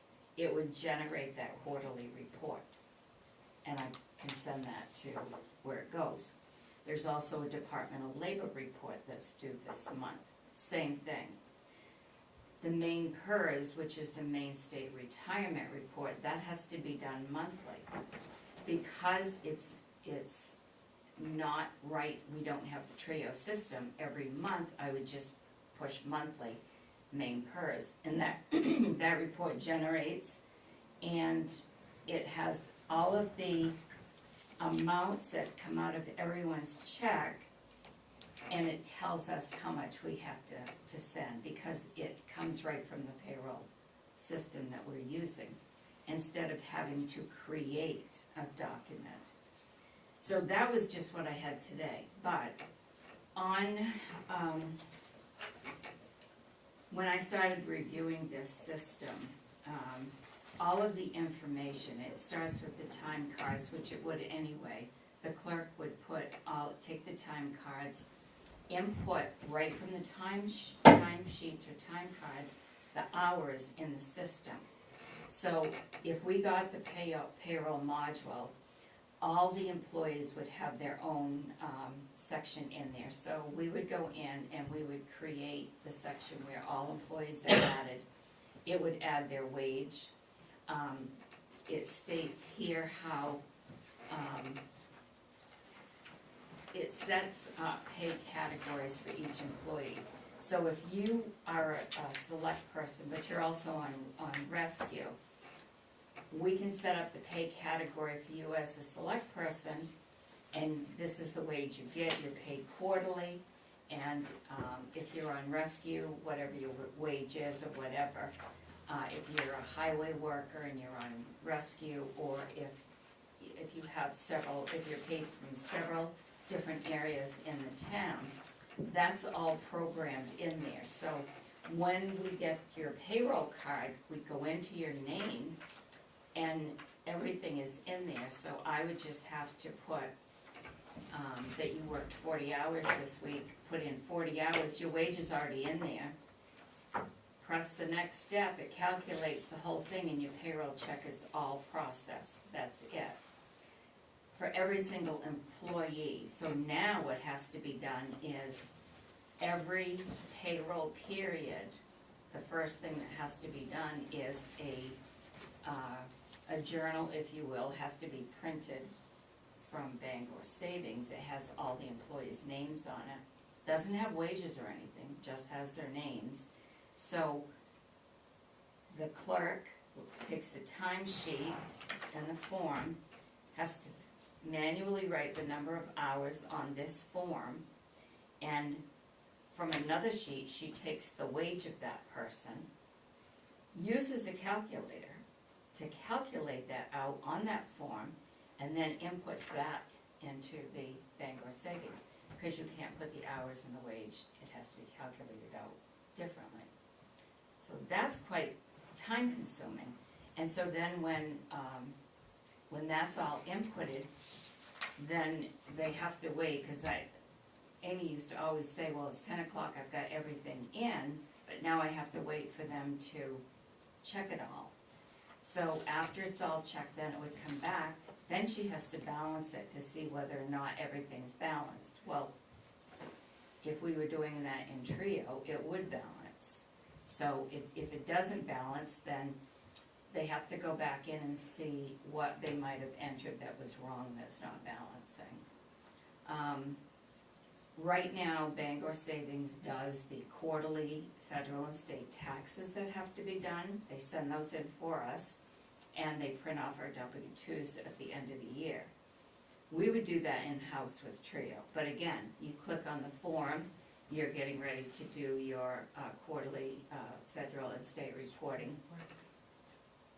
You just go to that section and it prints out that document, and it pulls all of the taxes that you have to pay, and you know how much you have to pay. Those are also set up so that they're paid. The report generates it so that it's like an automatic payment. We set it up that way. So that doesn't take that long. I've done that before too. At the end of the year, when it's time to do the W-2s, you just go, excuse me, go in, and it's a step-by-step process to process the W-2s. We just have to buy the forms, we feed them through the printers, and it prints all the W-2s, and we mail them out from here, rather than Bangor Savings mailing them out. But believe me when I say, it will cut down the process tremendously on several different portions of it. All of the payroll interfaces with the budgetary, so like right now, when you sign the accounts payable warrant, we have usually 2 every meeting because it's 2 weeks. You will have a separate payroll warrant. That was one thing I kept saying when I came here. I said, well, where's the payroll warrant? And they were looking at me as if what you talking about, payroll warrant? Because you've never done payroll here through Trio. So you have a separate payroll warrant that lists everything out, and you sign that just like you do the AP warrant. So, right now we pay Bangor Savings $5,000 a year to do what they do.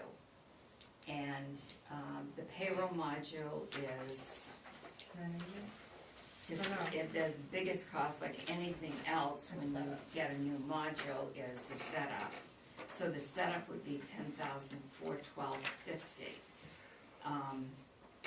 Because there's the license, the services for the various things. There is 8 hours of training, payroll conversion, payroll history, and the different setups.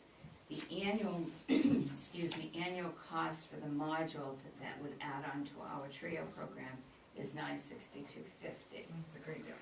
I would be looking at starting this, and I called Allison again today at Harris, and she must be on vacation because Jess is waiting for a call back from her too. Because I was thinking that if we're right in the middle of a quarter, and not to mess up the quarterly reports that are sent from, the bank, we would start clean on the first quarter. Well, actually, it would be the third quarter, so July 1st, which would align us up right with our Trio contract is July to June, and it would line us up with our quarterly taxes. But the amount of time that it will take for the employee to do the inputting will be cut in half. That will lend more time for the person doing that work to do other things. So it's a more efficient way to do payroll, and it's in-house. And if there are problems with payrolls or taxes or anything, that can be handled here by whoever is doing it. Now, we have to contact Bangor Savings. I'll make a motion that we purchase the Trio payroll module to process payroll in-house instead of outsourcing. I'll second it. And then, now that it's on the board. So, just for my own familiarity with Trio, for example, if there's like an update or we need to get like an update basically, would we have to repay these one time or would it fall into the next one? Periodically, they do have updates to their systems, and there's no charges on that, they're just updated. Great. So our yearly is gonna be $962.50? That is going to be the annual cost for the payroll module. Right now, we have, we pay a licensing fee with Trio Harris for all of our municipal programs. It's right around $20,000 a year. So this would be adding the payroll module. We have the motor vehicle module, we have the budgetary module, we have the accounts payable module, we do have the sewer module, the codes, we have several modules so that we can do all these municipal functions. The tax module, they all interface with each other.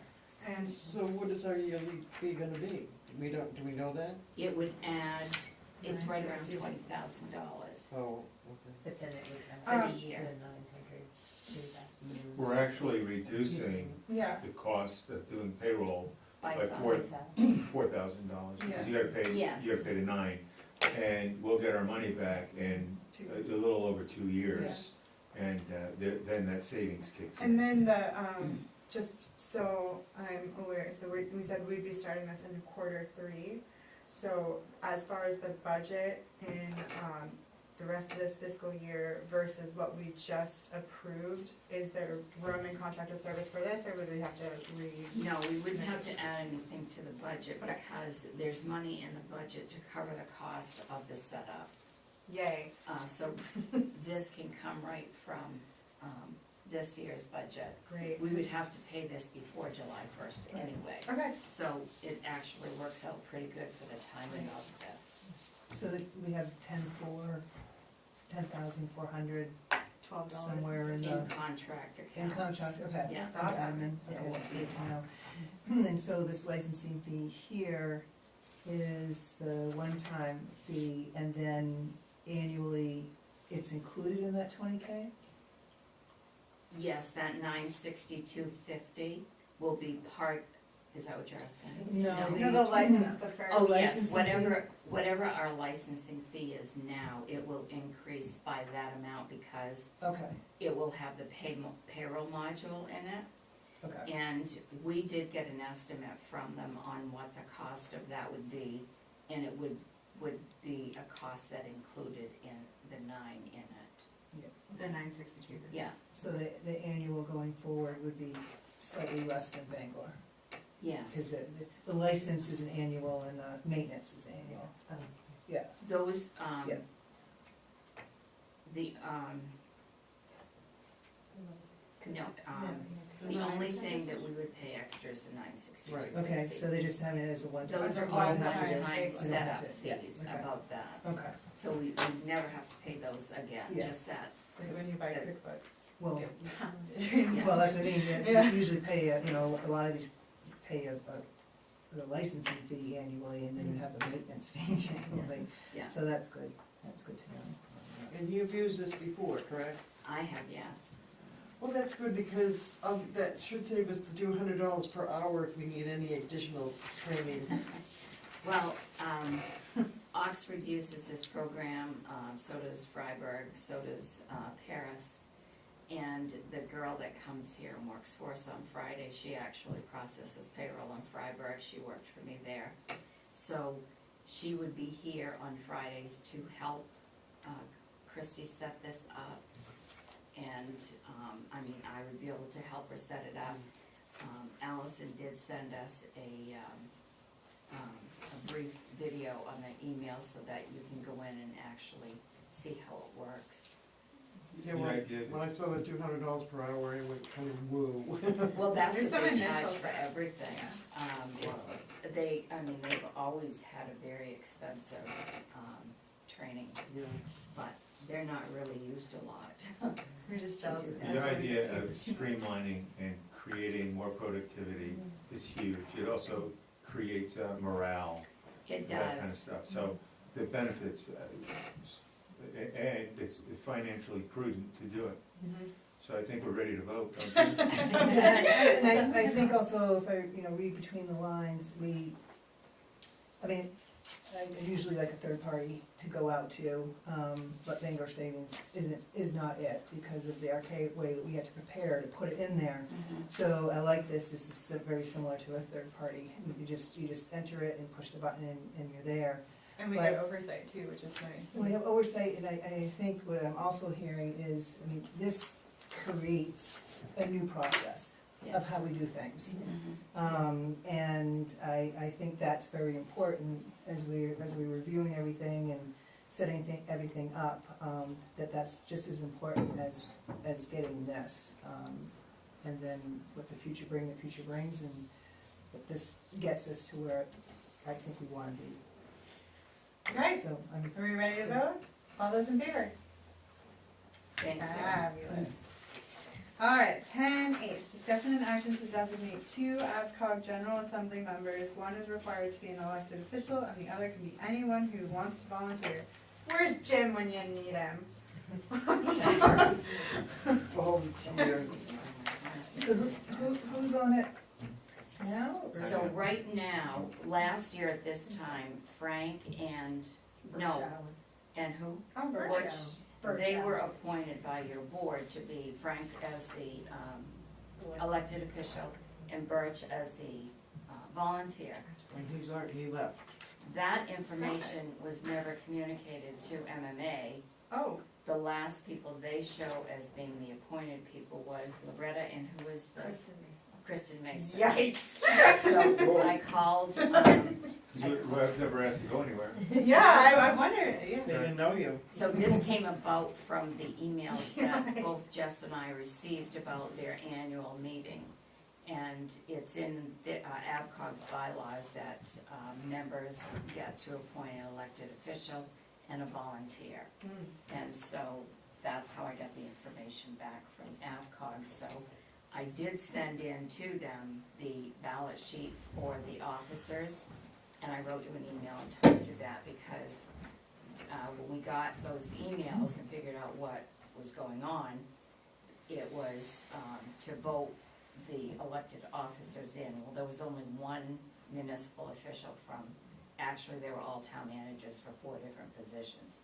Presidents, vice president, secretary, and treasurer. So I emailed that in, I wrote those in, emailed it into ABCOG, and I told them that we would be meeting tonight and you could appoint an elected and a volunteer, and then elected official, and then I will send her that information tomorrow so that she will have that.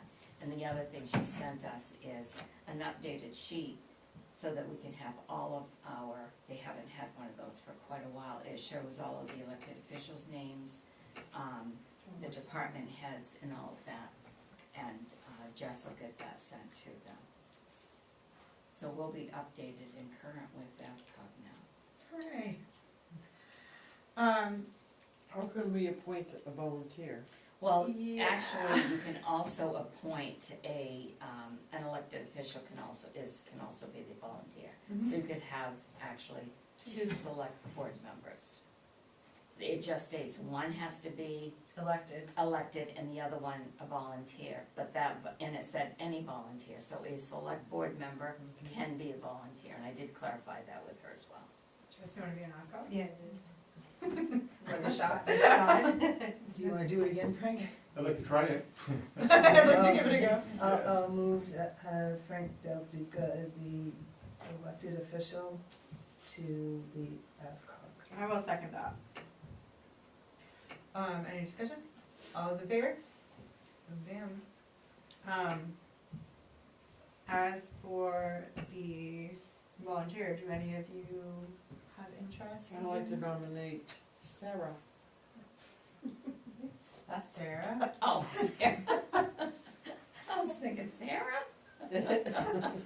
As the volunteer. You don't have to take it. That's fine. No, I was thinking. I thought you were. Do you wanna do it? Sure. Okay. Really? What I'll is it, second. I mean, what exactly does? We don't know. Great question. Well, they No, have, but we don't really know what. they have an annual meeting where they actually have a dinner and a luncheon, and they go over all of the annual events of the year.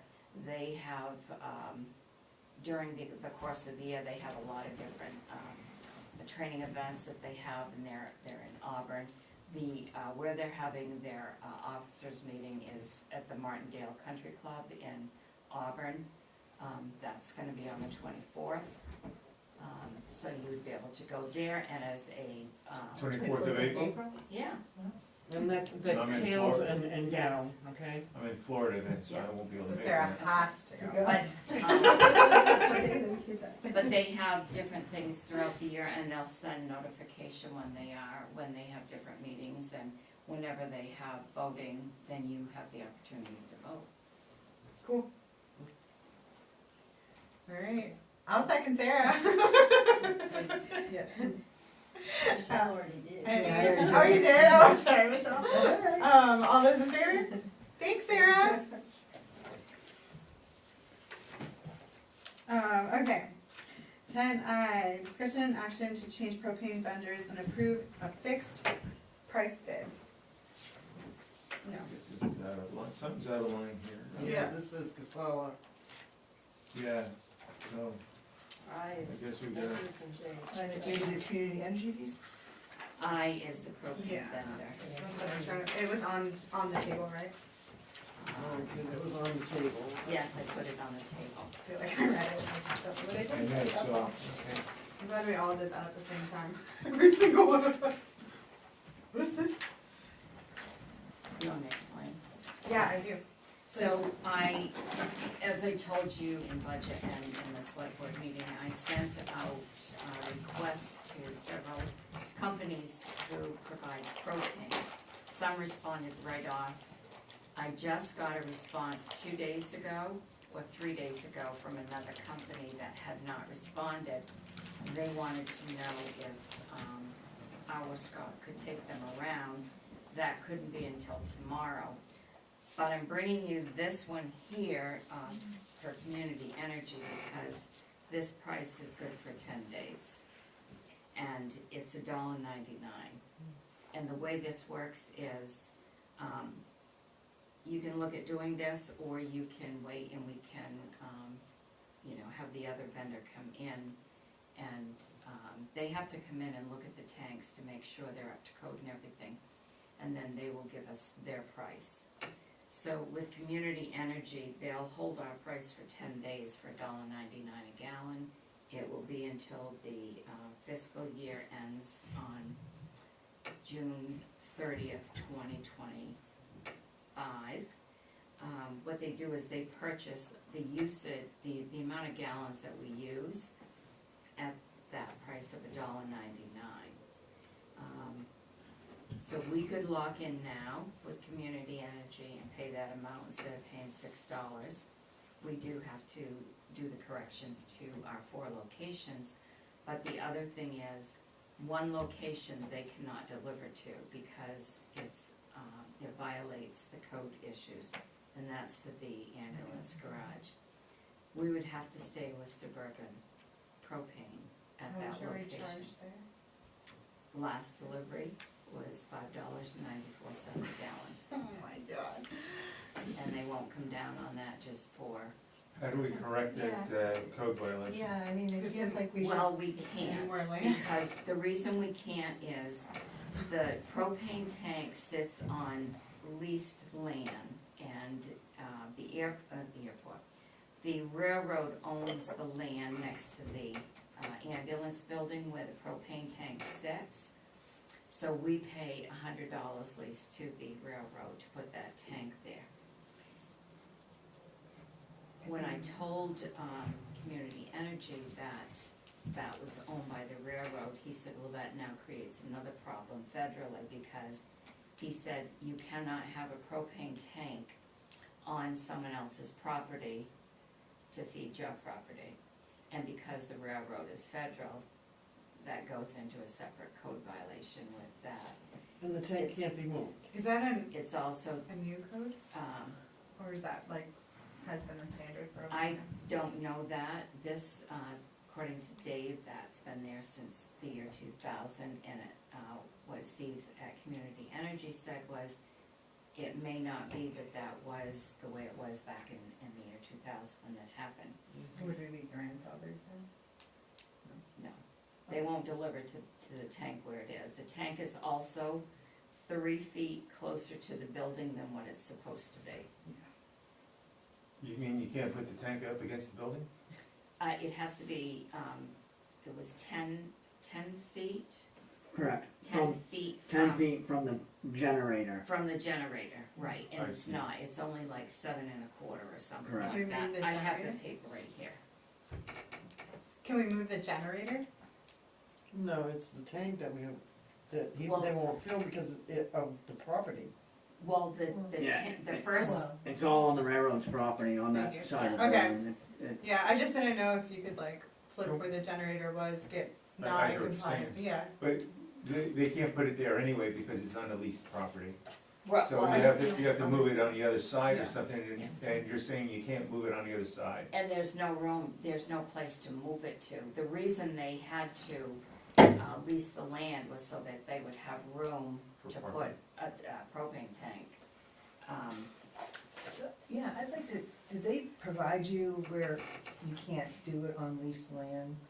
Because I was like thinking about it, and I'm like, everything else you can do with a lease. You Yeah. can get a post office box, you can do Maybe it's a liability thing. anything. And I'm just wondering, I mean, that's a legal document of ownership, so to speak, is having a proper lease.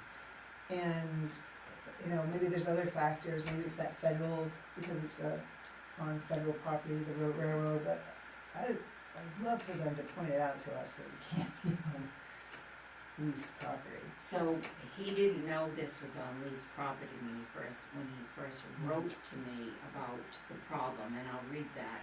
And then when I called him to have him go over it, that was when I said that the tank was on leased property and owned by the railroad, and that's when he said, well, that creates another problem federally.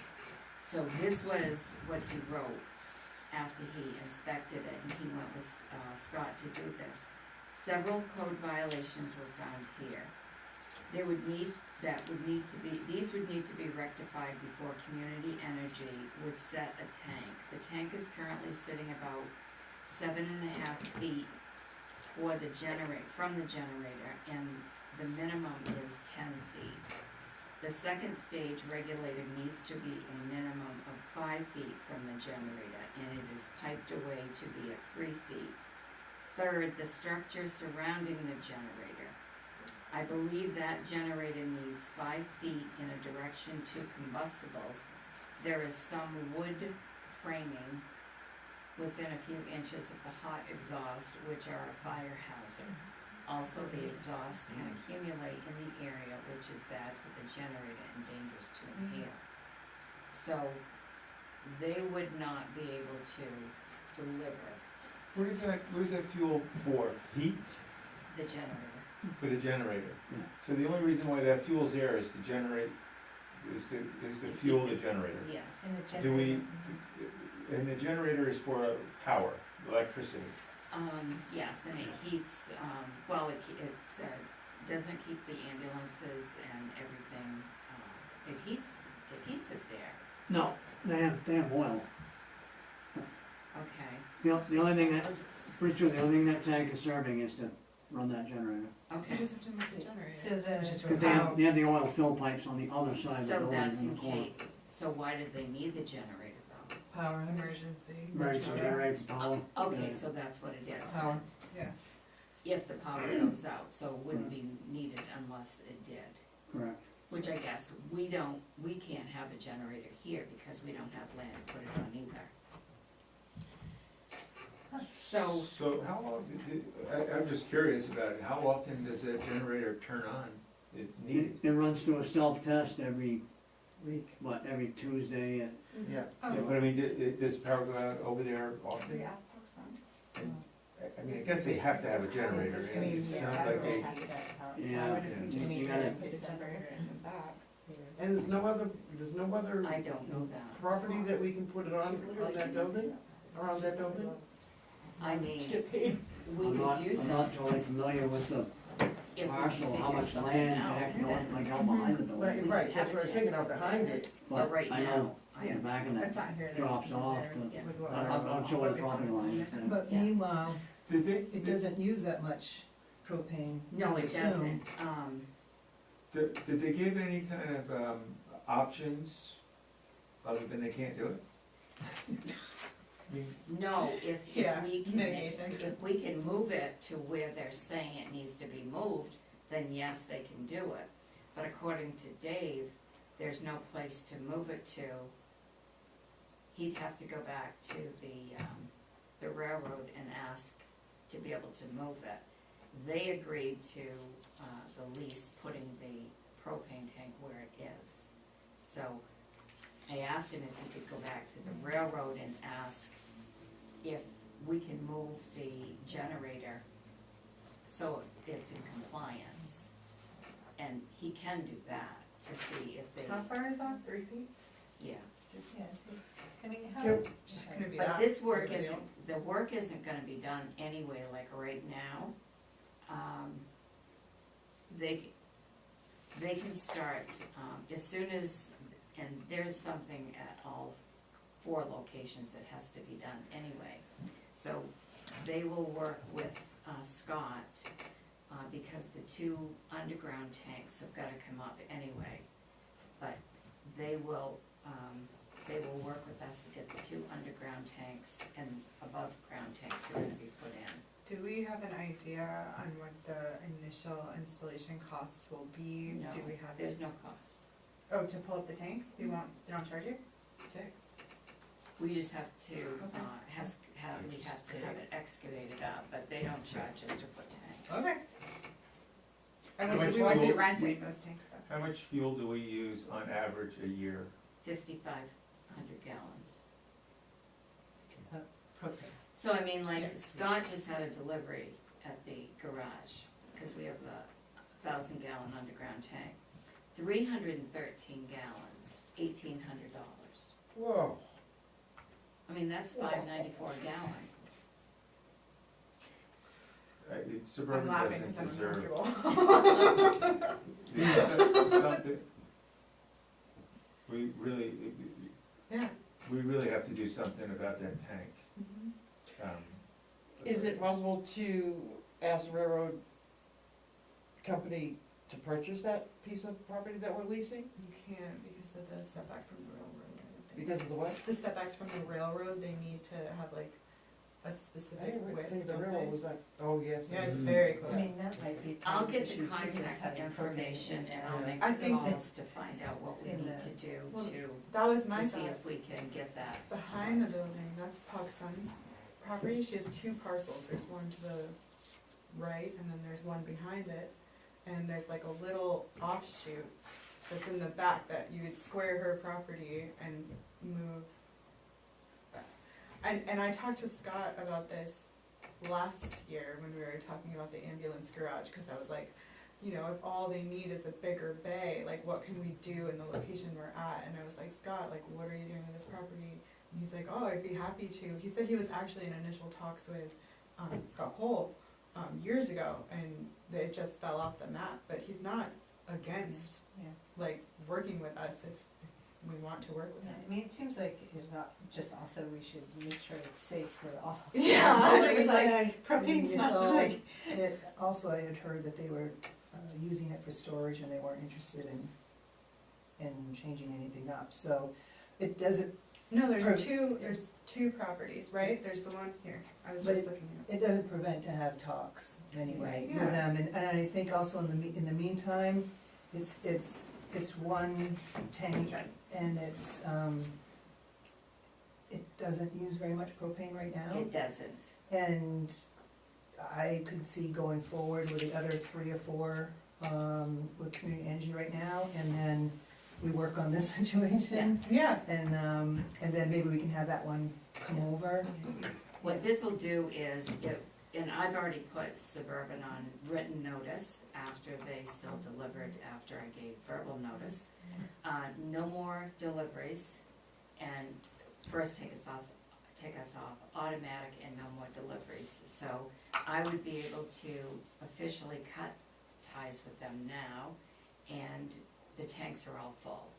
And it's not as if we're going into the really cold season, we're going into mild season, so the usage is not going to be at a high rate right now for the propane. So, Suburban will give us, we will have to pay them, they'll drain the tanks. We are going to have to pay them $1 for every gallon they take out. What? So that That adds seems- on to our yeah, that seems. cost. They've already overcharged us Yes, like I know, 75%. yeah, And but we're you gonna have, gave them a verbal and they delivered anyway, that's. well, that it's sounds because like- it was on automatic and the ticket just got generated and you know, it was lost in the shuffle that way, so. Cranking up the heat and having us I file think I Friday would at just the like to be able public. to, you know, cut And we the have to pay ties them here. to take it back that they Um, overcharged us on. Okay, that makes sense, yeah. So we'll get some back, but it's really gonna be like paying $7 a gallon, Oh my goodness gracious. so, but we'll at least get a Might as credit well back. stop, and then Yeah, at one least it's gonna- ninety-nine, It's yeah. gonna stop, right, at least we've Okay, identified it and so, doing something about it. the act, we didn't do anything, did we? Oh my No. gosh. I would like to make the motion that we change propane vendors and approve the fixed price bid for community energy at $199 for, Excluding the tank at the, excluding the tank at the rescue. Well, I wouldn't exclude the tank yet, I would, Unless we can I would say for all of them, we just have to make sure that we get in and compliant. rectify the situation to Yeah. make everything compliant so that we can get a tank there so they can fill, Okay. oh, okay. okay? I second that. Any more discussion? I don't think we need to. All in favor? Great. Look at us making the town money, you guys. Well, thanks to Sharon. Cancel the appointment tomorrow. Yes, yeah. Cancel the. You're free, I'm gonna okay. send an email tonight, I can call in the morning. yes, I'll sign the phone. 10J, discussion and action to approve Casella's proposal for services for a one-year term commencing July 1st, 2024. I guess I'll make the, yeah, go ahead. I was gonna make a motion that we approve Casella's proposal for services for a one-year term. I will second that motion. Okay. So these are the numbers we put in the proposed budget, Yes, so, yeah. and I sent an email to both Loretta and Brenda Gross at Hanover. And Brenda's meeting is next week, and so is Loretta's, so they'll bring this to their board for approval. And then these prices would become effective July 1st of 2024. Okay. I have a question about, like, the zero sort recycling. Do we get any money back for the materials that are recycled? Yes, Okay. it's a formula. Yes. ACR. Okay, so when On the it, next like, cause page. it's so much more than, the soft, like, Just the- throwing it away. Right, so there's got, like, I just was wondering, like, I mean, I am a big recycler, so this is hurting me that it would cost so much, but like, are we getting any money back? There's a rebate split on the next Right. page. Oh, okay. It breaks down the formula. Yeah, if you wanna explain it better than I can, sure. They'll calculate it out on the billing. Yeah, but the simple answer is, whatever the recyclables are selling for, they split that profit between the, that's what that ACR formula, Yeah, It, between all of their companies, I like how they between based all on of their, Where do the recyclables go now? Not China. Oh, the recyclables, okay. yeah, Casella has their own facility that they process and then, Wait, what does the ACR stand for? ACR is average commodity revenue. Oh, right, that's above there, sorry. It's okay. I stared at this page for a long time before I got it. I was like, I think they gave you like a high and a low, projected Yeah. high and a low. yeah. they actually use the terminology based on today's market versus based on a better market, which is Yeah. kind of funny. Yeah, Not just like others. the recycling market isn't as good as it used to be. Well, I think China No, stopped it's taking not. containers. Yeah. That was like a big issue. I read about that in something. I mean, that curiosity. So like the $97 currently we're paying 92. The 120 currently we're paying 110, and the 125 is currently 115. And the roll-off, the haul rate is $490, and right now we're paying $475. So Really not that's that the, bad. that's what the increase is, July 1st. It's not as bad as I was expecting it to be, that's for sure. Anybody have any other questions, or are we ready to vote? All those in favor? All right, next up, we are going into lodging and victualers. So, 10K, action to approve lodging house and victualers application for the Coverdale House located at 11 Vernon Street. So moved. Second? Any comment? What is this? No, I didn't know what it was. Coverdale House. I think it's the pretty orange house on Vernon Street, on the left-hand side, I think. Oh, okay. So So are they- it's like a B, is it like a B and That's B what I or? was just gonna ask. I think so. Is it a B&B? I believe it is. Okay. I'm basing it off of what they've been on the list, on all the ones I know of. We've got a file on them.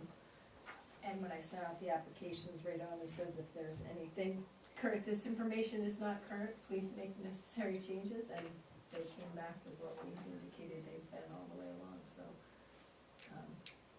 I haven't been in there personally to see it, but I'm assuming that they're B&B and they do a little breakfast thing or lunch for their B&B people. And why isn't a grease trap applicable? Is there a reason for that? Just that it was like a continental breakfast. Yeah, I don't think they're doing cookings and things there is my understanding. But I always thought when victualers meant like you had to pay, like it wasn't part of like the cost of a room. Like it wasn't included in the cost of a room, it was like something where you had to exchange cash for a good at that exact moment. Am I wrong about that? I honestly can't tell you, like I said, I've been basing this off of what the pricing schedule we have and then what has been said with them. A few of them I had to confirm rooms and things, a number of rooms to make sure they fell into the right place. This was not one that came up where I asked that question at this point. I sent it out saying, this is what we've had all the way along with you. And they did not disagree with it and came back with the fee for what we had always been charging them. Okay, I'm just, Yeah. cause like the, yeah. It's food, usually, food, Right. vendors is with food, so. But it's yeah. like the exchange of money for food at that time and place, not typically like a continental breakfast that's included in your room stay, you know? It's not typically like, here's a muffin from the basket, or like, Yeah. my understanding is. Well, they're also renting rooms, so Yeah. there's, so I think that's where the two come in. They're two separate services, even though they're billed for one. Oh, like it's an add-on to their room charge? Or it could be included, but there's two services within probably one. It's the old yellow house on the. Yeah, that's what I thought, the pretty one, right? Yeah, yeah. I saw the inside of that I house. don't know. But it's just like, Live on the other side, right? Yeah, it's, you got Gary York's old house and it's the next house up. Before you get to Pat Early's old place, right? Yeah. Orange and purple. So it's on the right or the left? When you go down, it's on the right. On the right, so that would be Jet Brooks's old house? No, Before not that. that far out. Before Before that. No, it's on Like the the third house in. Yeah. Third house I up think on there- Vine. Yep.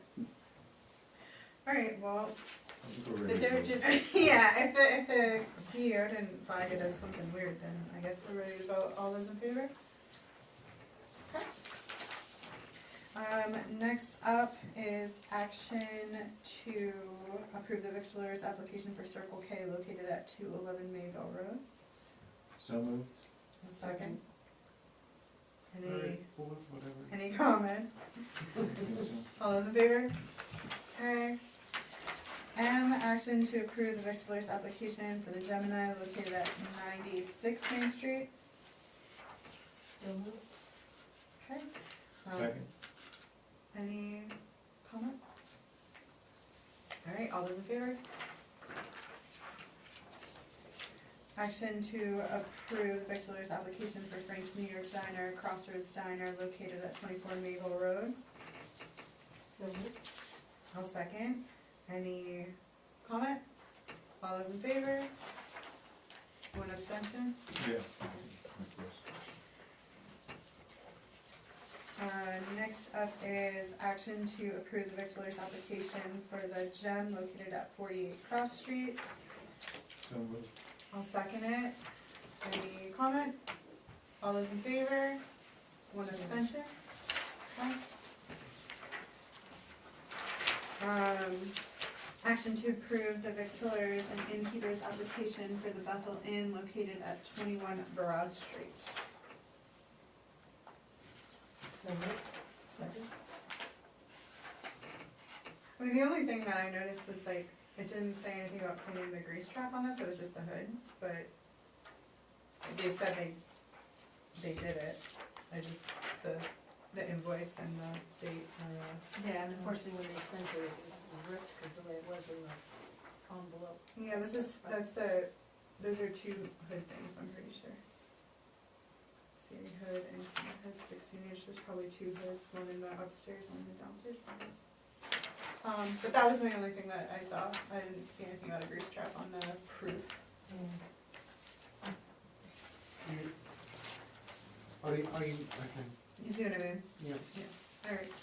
so we're just taking his word for it. Yeah, I got some more. They didn't turn clarity. anything for that? That's what they sent for, when I requested it, I sent it to their, company headquarters in Massachusetts, and that's what they had sent. Why don't we not, like, Should we potentially get, proof Yeah. for that? So you wanna do it Conditional? Well, this last time, conditional, and it's- talk to them? They could have done it in-house. Yeah, 100%. And then you just have You to just write, want we did it in-house. clarification. Yeah, You want we did it clarification. in-house, no big deal, just like you did. I did it Yeah. in-house. That's okay, Because if they have a date that they've done it, yeah. my assumption is they did it in-house. But it's dated the same invoice, no, yeah. the that's it. invoice for hood cleaning. See what I Oh. mean? Yeah, So, I guess, yeah. yeah. They- So you might yeah, just I not think just understand what clarify, just clarify. Yeah, just clarify, cause that's a big restaurant. Yeah. Half of their menu is on fryer later, so. So are we doing it? Conditional. Like we did on conditional? Please, yeah. So, conditional approval, all those in favor? Great. Cafe de Coco, action to approve the victualers application for De Coco's located at 125 Main Street. I'll make the motion. I'll second Any questions? All those in favor? Okay.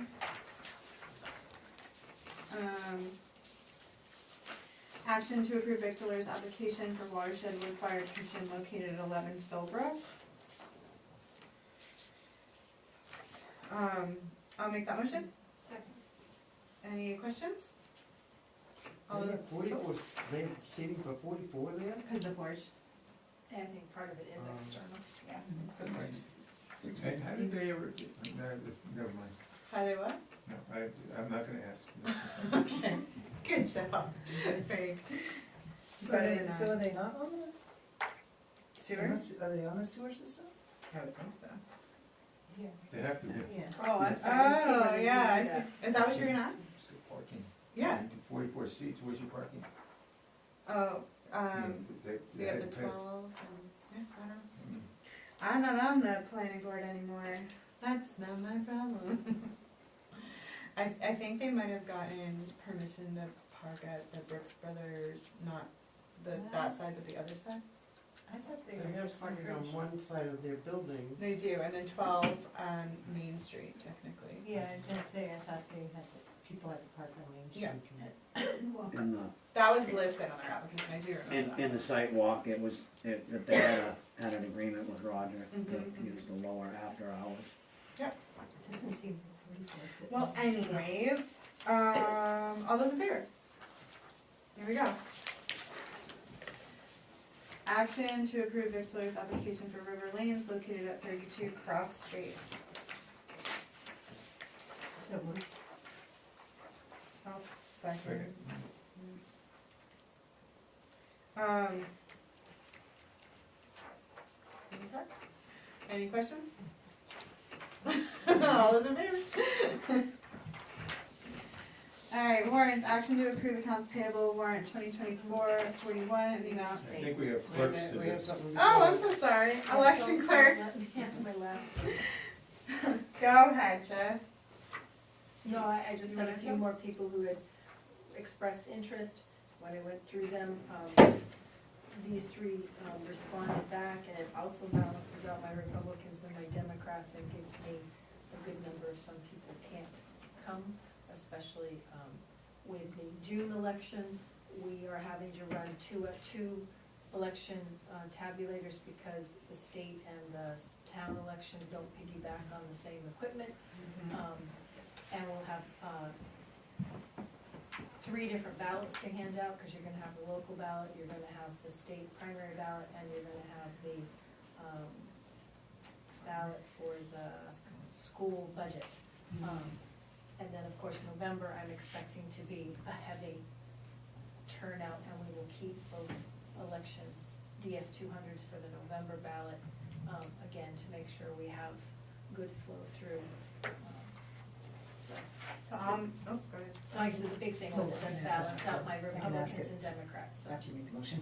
Okay, I would make the motion that we approve the election clerks for the 2024 elections, Karen Douglas, Andrew Shackett, and Donna Whitney.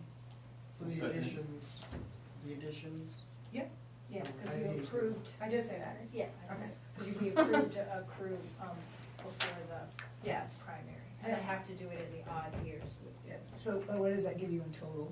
I think in total, it gives me a dozen, which is a little bit more than we've had in the past, but again, when I set up, and it will make it so nobody has to be there all day like a lot of our people will do a 16-hour day. And this way, I'll be able to cycle things through. I'm gonna do, I'm still working on the schedule, but instead of doing like 2 8-hour shifts, we might do them in 4-hour shifts, so that people can come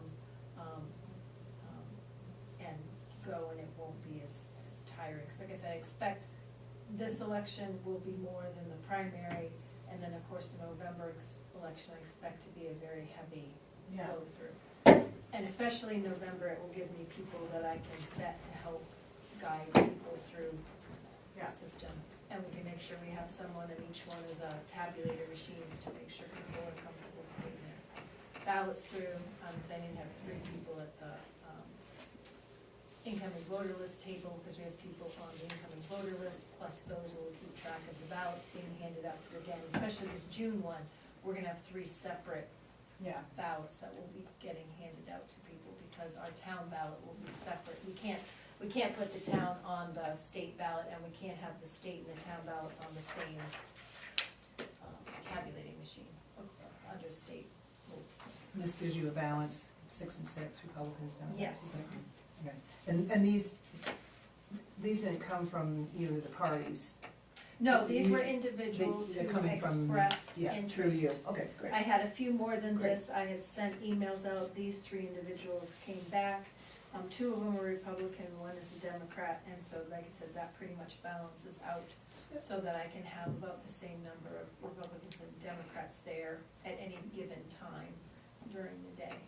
And then Is that a people requirement? can't, Just out of curiosity. not necessarily a requirement, but they do That's encourage practice. that They you have encourage, yeah. balance Yeah. between, So people don't especially, feel intimidation. especially at the end of the day when you're tallying things, they do like to have, Oh, one yeah, for yeah, yeah. each Overseeing, party. yeah. Oh, yeah, overseeing. I forgot about the tally thing. Yeah. Yeah, gotcha.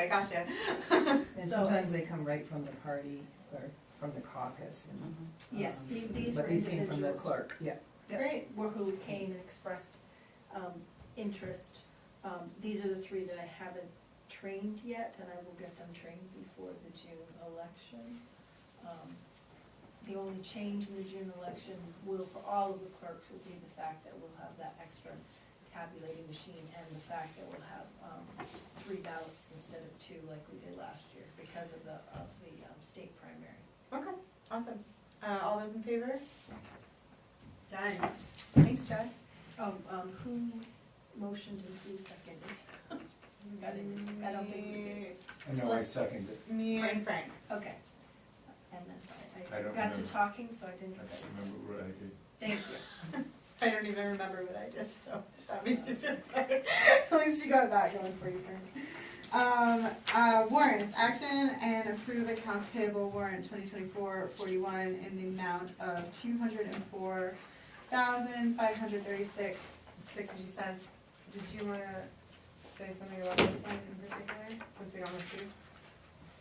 We only have one this time. It's a combination of both weeks. This was Christie's first time doing it by herself. and she was on vacation part of last week. So she combined everything for 2 weeks into 1 week's warrant. So that's why you're not voting on two. Okay. So, where does it say that, like on it, just for like record keeping purposes? Where does it say that? Does it say what? Just like in a journal, like that it's 2 weeks instead of 1? Or It it doesn't matter? It doesn't matter. So just the You next can one? actually have. So the next one we'll just move on to 2024, 42? Yeah. Just, okay, cool. And usually there's a cover sheet, right? Yeah, that's what So I was that's wondering. probably what. Yeah. That's what I was What talking is, about, what covers. is ice control? Is that the Salt. sand and salt? That's, Ice control, sand and salt? Salt. Salt? Is it like, Who is Christine I Brown? know what you mean, when you mix it in with the sand. Who is Correct. Christine Brown? We're paying your cell phone for Christine Brown? Oh, Kristen. Kristen. Yeah, That's Christian. a male? Christian. Christian. Christian. Oh, Chris? Okay. Christian Brown, he's down at he's on call at the, wastewater. Oh, okay. And the other question is, on page 4, the suburban propane, that's not the last delivery, right? Because you said the last delivery was 300 and something gallons, and it was $700, and this was $1,800? She said 18. She said 18. Oh, she did? Yeah. Where did I get 700? Oh, I don't know. Just fucking But out. I had a question just above that about the basketball awards, $716 for what, for like trophies or? That's, yes. Yeah, it says Like awards. reasons? That's a lot of money. Sorry. But It was trophies that were for the basketball program for the championships at the end of the season. Trophies are very expensive. Wait, very expensive. I mean, like I'd Oh, rather see trophies, that, yeah, very that ridiculous. kind of money being to do some sort of programming rather than a trophy. I don't know. It's just sorry. Sarah, I'm with you. I don't like parades, I don't like fireworks, I don't like trophies. I love recreation and getting kids active, but like, that seems like a. So, we have to look at what is stuff the, to go on the is this ground. coming out of, needs budget? This is a recreation budget. Rec budget? So, I mean, I think we'd have to look at the invoice, maybe it's the end of the year where they give an award to everyone, I don't know.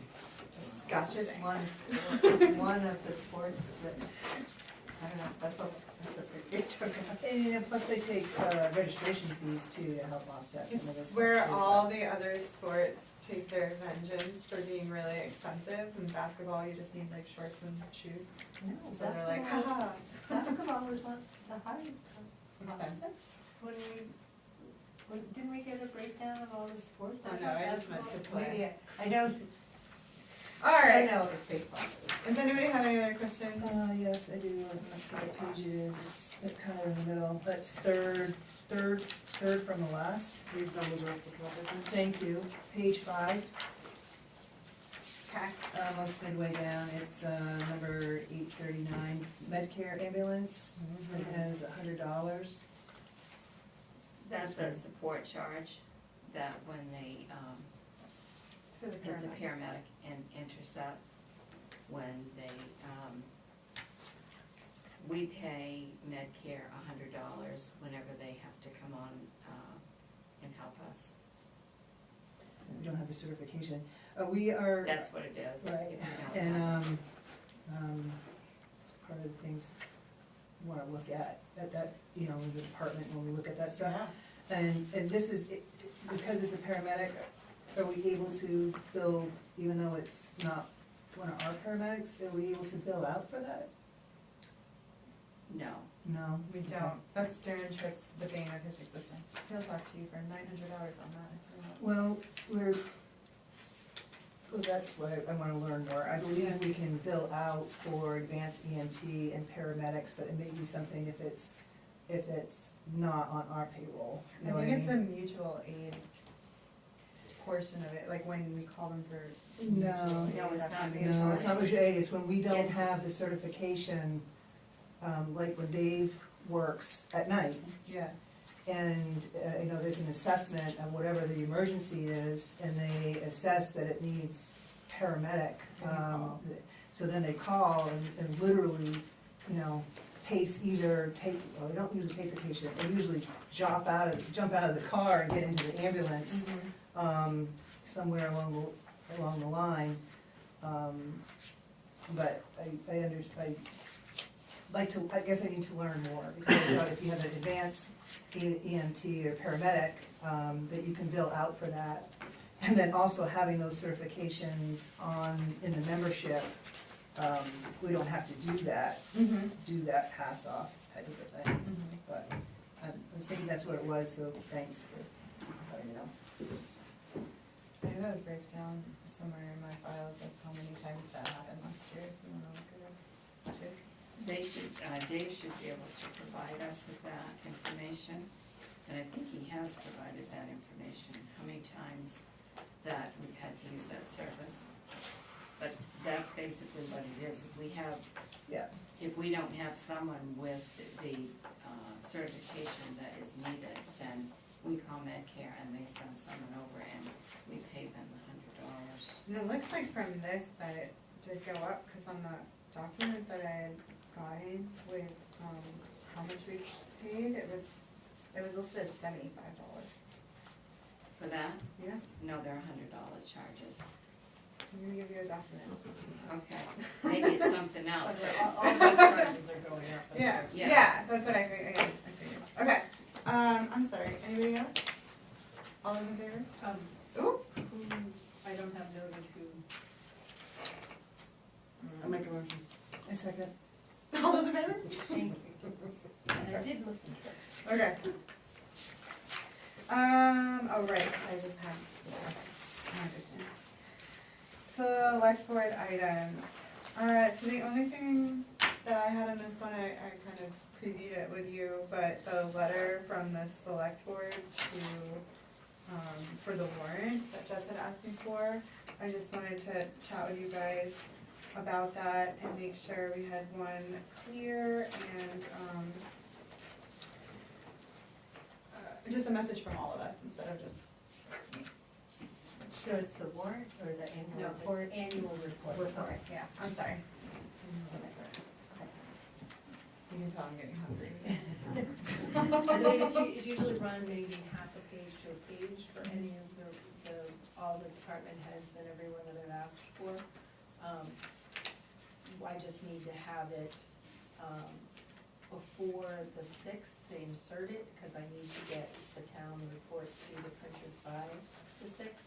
I'd like to have it a bit before that, because I need to get it inserted into the report and get everything formatted a bit before I get it off to the printers.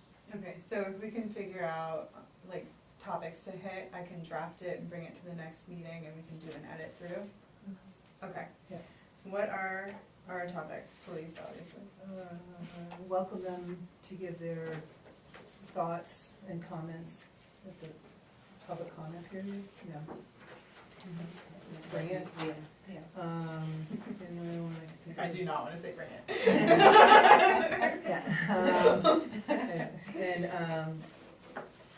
And volunteerism, All the open seats. Yeah, we want them, to be involved and, look on the website or for the open seats or whatever, they're interested in participating, we want to hear. Okay, that's great. To keep in mind. But did you want things that we thought we had? So I think typically what Jess had described to me is that, and I am totally guilty for never reading these things, so I have no idea what the makeup usually is, but what was described to me is that you do kind of like a roundup of what we've been working on this year, like the kind of items that we're trying to address, and just like a quick summary. Yeah, I mean, like I said, generally it's been a half a page to a page from the board. I think that different things, I mean, Lloyd did it last 2 years, 3 years ago or whatever. I mean, it's really whatever you want to do in that space to communicate to the town. I mean, it's not a huge amount of space to do it, but. One of the most important things we've done this year is hire, Yeah. Sharon Sharon, Jackson. that's what I was And thinking. We just want a picture of Sharon Yeah. as a half page. No, really, That's that's our what Lord. After that, it's the work that Sharon's been doing Yeah. has changed the direction, our direction completely. And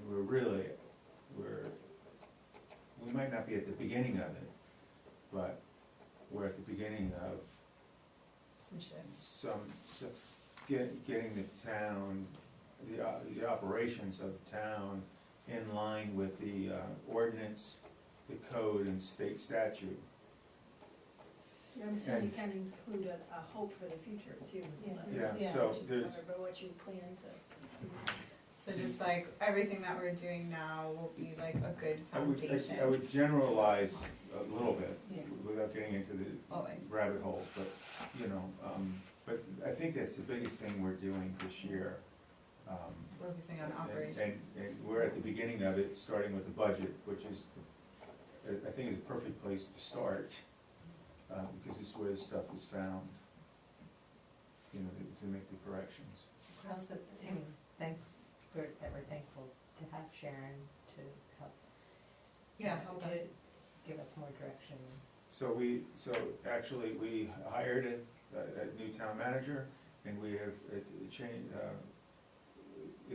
we're in a change mode, getting focused on, I said it already, I don't have to say it again. I get what you're saying, Frank.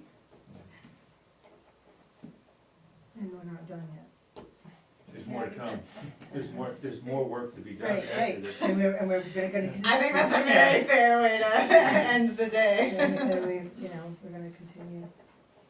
And can I ask one, do we address the Sharon issue as far as her staying on the longer?